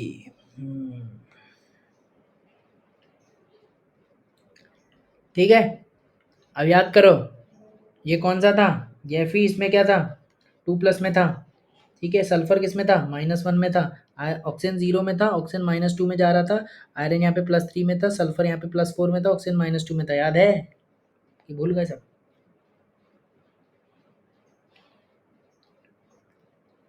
ठीक है, तो याद है ना इन सब का। फिर आपका इसमें दोनों, एक स्पीशीज में 2 एलिमेंट का ऑक्सीडेशन नंबर चेंज हो रहा है, तो +2 से +3 में जा रहा है, तो 1 का चेंज इंटू एटॉमिसिटी 1, तो यानी कि इसकी वजह से क्या हो रहा है, 1 का इंक्रीज हो रहा है। इसमें देखो -1 से किस में जा रहा है, +4 में, मतलब 5 का इंक्रीज हो रहा है पर एटम, तो इंटू 2, यानी कि पर मॉलिक्यूल किसका, इसकी वजह से 10 का इंक्रीज, इसकी वजह से 1 का इंक्रीज, तो टोटल इंक्रीज कितना हो गया, 11 इंक्रीज आ गया पर मॉलिक्यूल, मतलब एन फैक्टर कितना आ गया, 11 आ गया। बताओ, याद है ना। FeS2, आयरन आयरन पायराइट वाला केस, फेरस पायराइट, ठीक है। O2 का देखो, 0 से किस में गया, -2 में गया, चाहे इधर है चाहे इधर है, -2 में जा रहा है ना, तो 2 का चेंज इंटू एटॉमिसिटी 2, यानी कि एन फैक्टर कितना आ गया, 4 आ गया, ठीक है। अब Fe2O3 में देख लो, Fe2O3 में देख लो तो आपको इधर भी देखना पड़ेगा, 3 से आया 2 में, मतलब क्या हुआ, 1 का हुआ डिक्रीज, 1 का हुआ डिक्रीज इंटू 2, यानी कि 2 का डिक्रीज, ठीक है।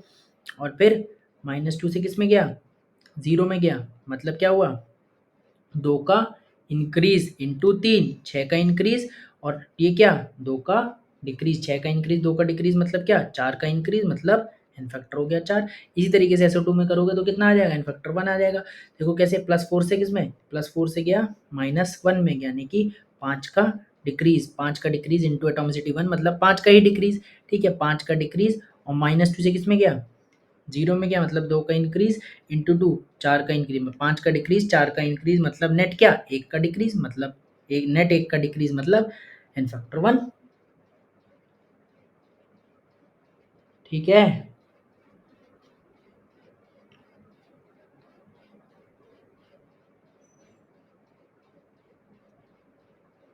ठीक है, और ट्राई करो।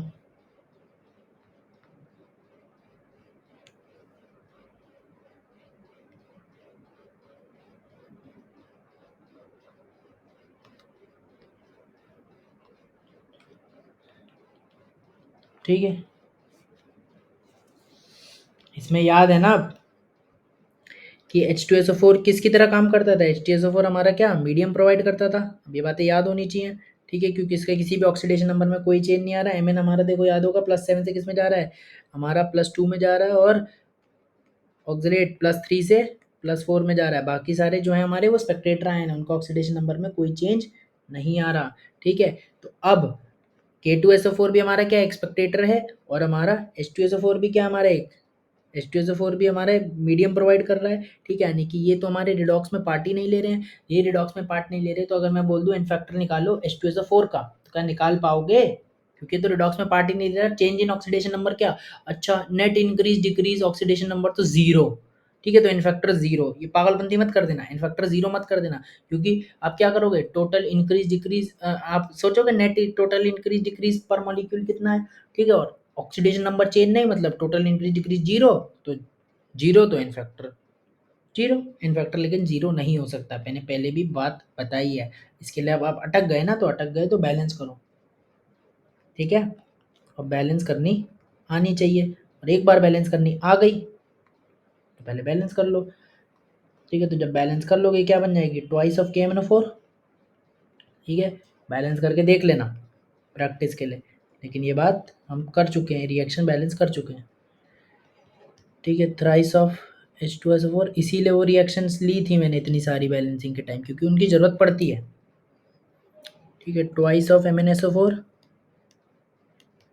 Plus 10 times of CO2 plus 1 time of K2SO4 plus 8 times of H2O, ठीक, तो अब देख लो इसमें कितना है, +7 में है, ये कितना है, +3 में है, ये कितना है, +2 में है, ये कितना है, +4 में है।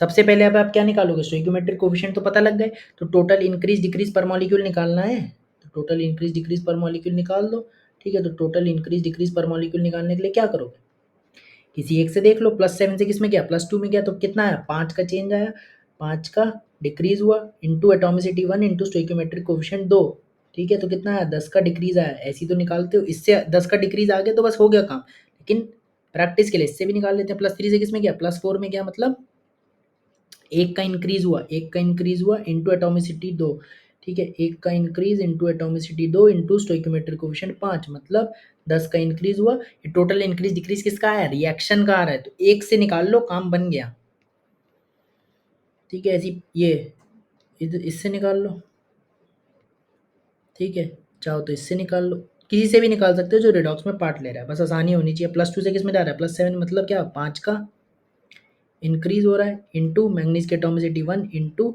स्टोइकियोमेट्रिक कोफिशिएंट 2, मतलब 10 का क्या हो रहा है, इंक्रीज हो रहा है, कार्बन इसमें +4 से किसमें जा रहा है, +3, मतलब एक का decrease into atomicity 1 into stoichiometric coefficient 10, मतलब 10 का decrease, net increase decrease of reaction कितना आ गया, 10 आ गया, तो अब सबके एन फैक्टर निकालने हैं तो कैसे निकाल लोगे,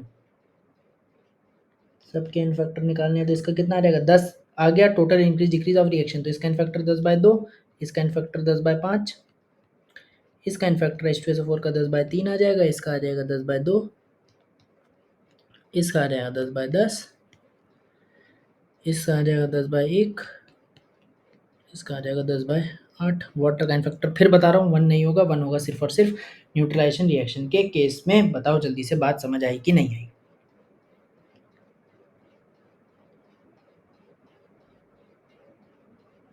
फटाफट बता दो मुझे, ठीक है, तो एक और क्वेश्चन कर लेते हैं,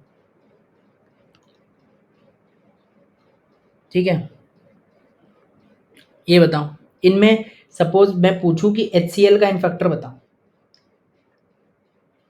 HCl का इनफैक्टर बताऊं तो फिर अटक जाओगे, क्यों अटक जाओगे, क्योंकि HCl देखो किस में है, -1 ऑक्सीडेशन स्टेट में, और ये 0 में भी जा रहा है और -1 में भी है, ठीक है, तो HCl का इनफैक्टर निकालोगे तो फिर अटक जाओगे, क्योंकि आप सोचोगे कि -1 से माइनस भी है और -1 से 0 भी जा रहा है, आप कैसे निकालोगे, दिक्कत होगी,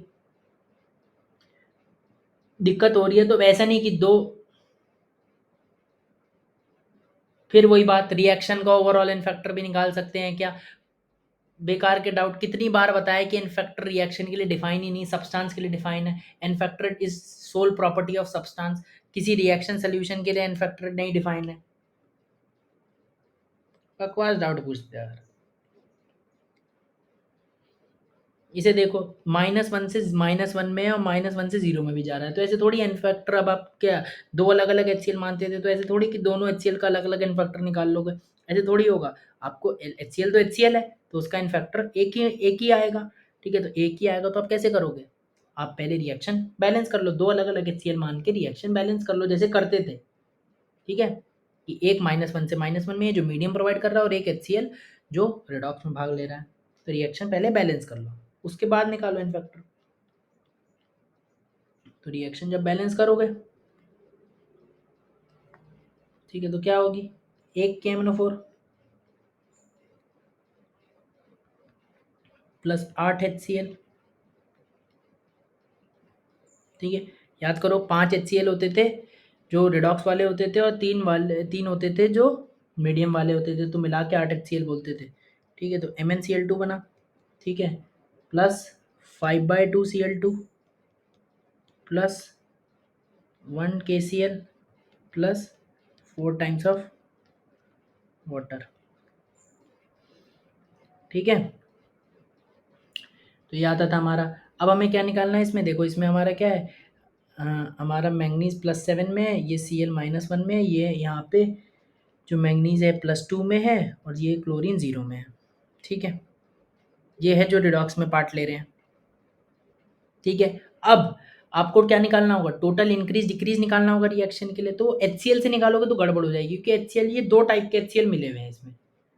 ठीक है, तो HCl से मत निकालना टोटल इंक्रीज डिक्रीज, बाकी आप इससे निकाल दो, KMnO4 से निकाल दो, MnCl2 से निकाल दो, Cl2 से निकाल दो। तो इससे आपको समझ में आ रहा है ना दिक्कत होगी, क्योंकि ये -1 का -1 में भी है और -1 से 0 में भी जा रहा है, तो इससे मत निकालना बस। बाकी इससे निकालोगे तो गड़बड़ हो जाएगी, बाकी किसी से भी निकाल दो, इससे निकाल दो सपोज, तो 2 से गया 7 में, तो कितना हुआ, 5 का क्या हुआ, इंक्रीज हुआ, into atomicity 1 into stoichiometric coefficient 1, मतलब 5 का क्या आ रहा है, इंक्रीज आ रहा है। ठीक है, इससे निकाल लो Cl2 से, तो Cl2 0 से किस में जा रहा है, -1 में जा रहा है, मतलब क्या हो रहा है, 1 का डिक्रीज हो रहा है, into atomicity 2 into stoichiometric coefficient 5/2, मतलब क्या हो रहा है, 5 का डिक्रीज हो रहा है। तो net increase decrease of reaction कितना आ गया, 5 आ गया। तो अब इन फैक्टर अगर निकालना है तो कोई दिक्कत है, कोई दिक्कत नहीं, 5/1 आ गया इसका इन फैक्टर। ठीक है, 5/8 आ गया इसका, इसका आ गया 5/1, इसका आ गया 5/2, इसका आ जाएगा 5/1, इसका आ जाएगा 5/4। बताओ, कोई दिक्कत,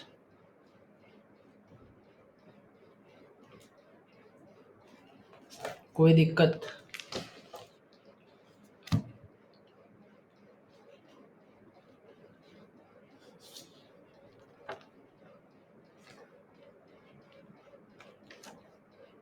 आ गया, एक दो और लेते हैं।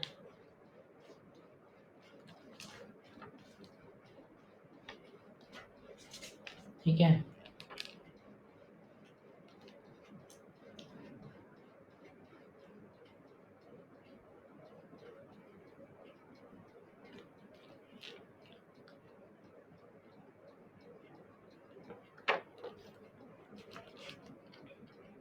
ठीक है, अगर मैं ऐसी छोटे छोटे कुछ क्वेश्चन लूँ, ठीक है, क्वेश्चन टाइप मान लो, ठीक है, ये रिएक्शन टाइप नहीं है, लेकिन कुछ कुछ ऐसी क्वेश्चंस बात करूँ मैं। ठीक है, अब मतलब आपको अब समझ आ गया कि आपका इन्फेक्टर कैसे, आप इन्फेक्टर कैसे निकालोगे, और इन्फेक्टर अब कि जब भी रिडॉक्स रिएक्शन होगी तो उसमें इन्फेक्टर कैसे निकालोगे, नेट इंक्रीज डिक्रीज निकाल लोगे ऑक्सीडेशन नंबर पर मॉलिक्यूल में। ठीक है, छोटा तरीका है, और अगर कुछ भी समझ नहीं आ रहा तो total increase decrease of reaction upon stoichiometric coefficient of that substance, but balance reaction का ध्यान रखते हुए आप ये निकाल लोगे और आपके इन्फेक्टर आ जाएंगे। अब कुछ ऐसे ही मैं अगर कुछ पूछूं, इन्फेक्टर पता है तो इसी से रिलेटेड कुछ क्वेश्चन पूछूं, सपोज इस टाइप की रिएक्शन है। ठीक है, ये चेंज हो रहा है किसमें, Fe3+ में। ठीक है, तो इसका इन्फेक्टर क्या है,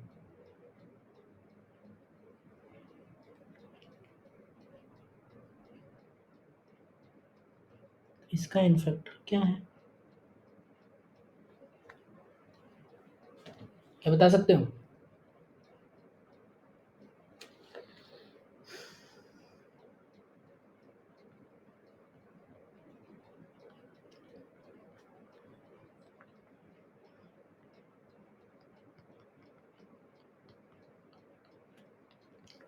ठीक है, देखो बहुत ज़्यादा सोचना नहीं, सबसे पहले इसका क्या ऑक्सीडेशन नंबर निकालना है।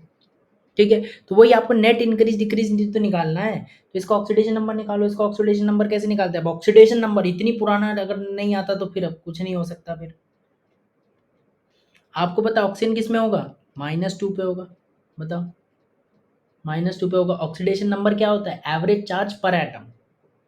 ठीक है, ऑक्सीजन तो पता है आपको किस में होगा, -2 में होगा। ठीक है, और ये न्यूट्रल है तो इस पूरे पे कितना होगा, +2 होगा, यानी कि अगर बोलूँ तो अगर मान लो इसका ऑक्सीडेशन नंबर आपने x मान लिया, तो आप क्या बोलोगे x इंटू 0.5, x इंटू 0.95, ठीक है। और प्लस आपका ऑक्सीजन का कितना -2 इक्वल टू ओवरऑल न्यूट्रल है तो जीरो हो जाएगा, ठीक है। तो यहाँ से आप x निकालोगे तो कितना आएगा प्लस का 200/95। तो यानी कि आप सिंपली से क्या बताओगे कि ये जो है आपका आयरन ये किस में है प्लस 200/95 में है, ठीक है। ये हमने पहले करा था जब ऑक्सीडेशन नंबर निकालना था तब हमने ये चीज़ देखी थी। तो ये किस में है 200/95 में है, कितने है +3 में है। तो कितने का चेंज आया 3 - 200/95 इतने का चेंज आया, ठीक है।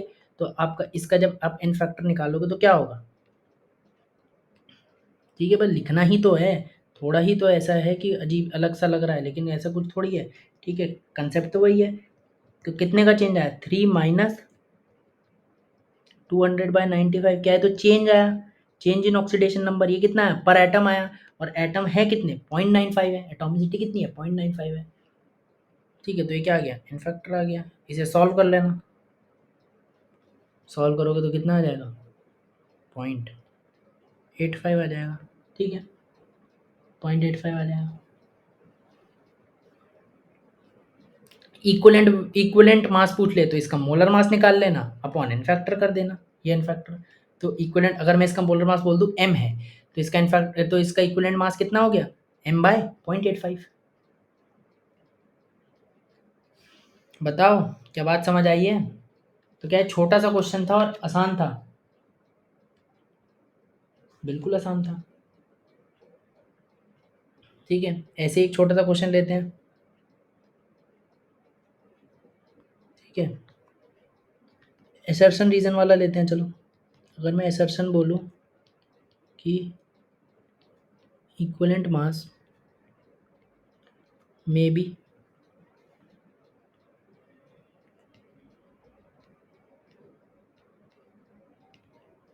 ग्रेटर देन लेसर देन और equal to molar mass of a substance.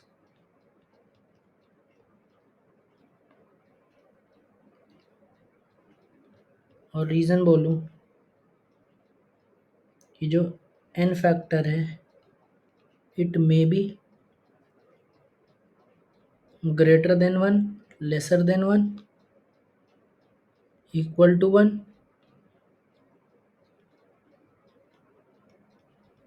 Integer और फ्रैक्शनल। बताओ जल्दी, एसर्शन रीज़न दोनों सही गलत, अगर सही तो क्या reason is correct explanation of assertion और नॉट, जल्दी।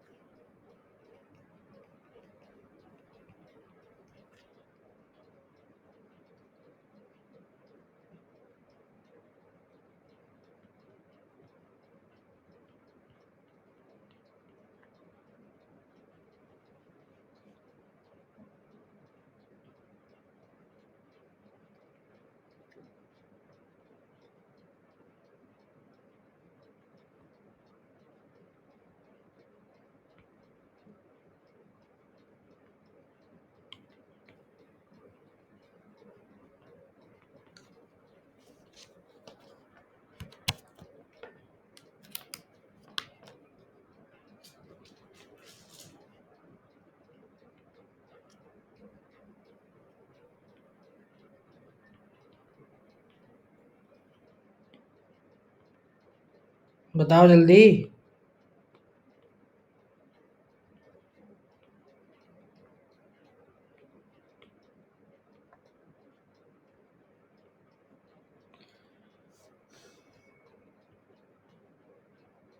अगर इतना आसान क्वेश्चन नहीं होगा तो क्या होगा फिर?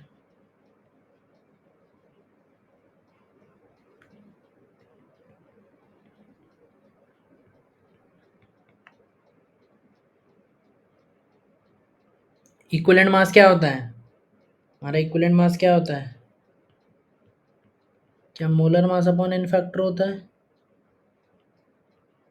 इक्विवेलेंट मास होता है molar mass upon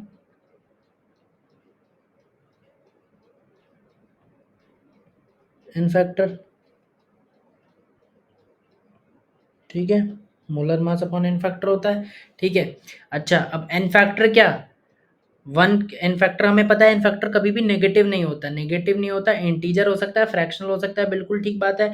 equal to one भी हो सकता है, less than one, greater than one, ये बिल्कुल ठीक है। एन फैक्टर कुछ भी हो सकता है, एन फैक्टर कुछ भी हो सकता है। एन फैक्टर हमने वन भी देखा है, देखो यहाँ देखा लेस देन वन है। ठीक है, बाकी लेस देन वन भी हो सकता है, ऐसा तो कोई है नहीं केस की लेस देन वन नहीं हो सकता, ग्रेटर देन वन नहीं हो सकता, तो सब है, ग्रेटर देन वन भी हो सकता है, लेस देन वन भी हो सकता है, इक्वल टू वन भी हो सकता है, इंटीजर भी हो सकता है, फ्रैक्शनल भी हो सकता है। ठीक है, तो अगर ये कुछ भी हो सकता है, अगर ये वन के बराबर हो गया इन फैक्टर, तो इक्विवेलेंट मास मोलर मास के बराबर हो गया। अगर वन से बड़ा है, वन से अगर बड़ा है तो क्या हो जाएगा, equivalent mass lesser than molar mass हो जाएगा। और अगर वन से छोटा है तो क्या होगा, इक्विवेलेंट मास क्या होगा, वन से छोटा है तो इक्विवेलेंट मास क्या हो जाएगा, बड़ा हो जाएगा मोलर मास से। तो अगर वन से छोटा है तो इक्विवेलेंट मास बड़ा हो जाएगा मोलर मास से, वन से अगर इन फैक्टर वन से क्या है, छोटा है, तो equivalent mass greater than molar mass हो गया। इन फैक्टर वन से बड़ा है तो इक्विवेलेंट मास क्या हो गया, कम हो गया मोलर मास से, और वन हो गया तो मोलर मास के बराबर हो गया। तो बिल्कुल ठीक बात है, एसर्शन भी ठीक है, रीजन भी ठीक है, करेक्ट एक्सप्लेनेशन भी है, क्या दिक्कत है इसमें? तो both A and R true and R is correct explanation of A. ठीक।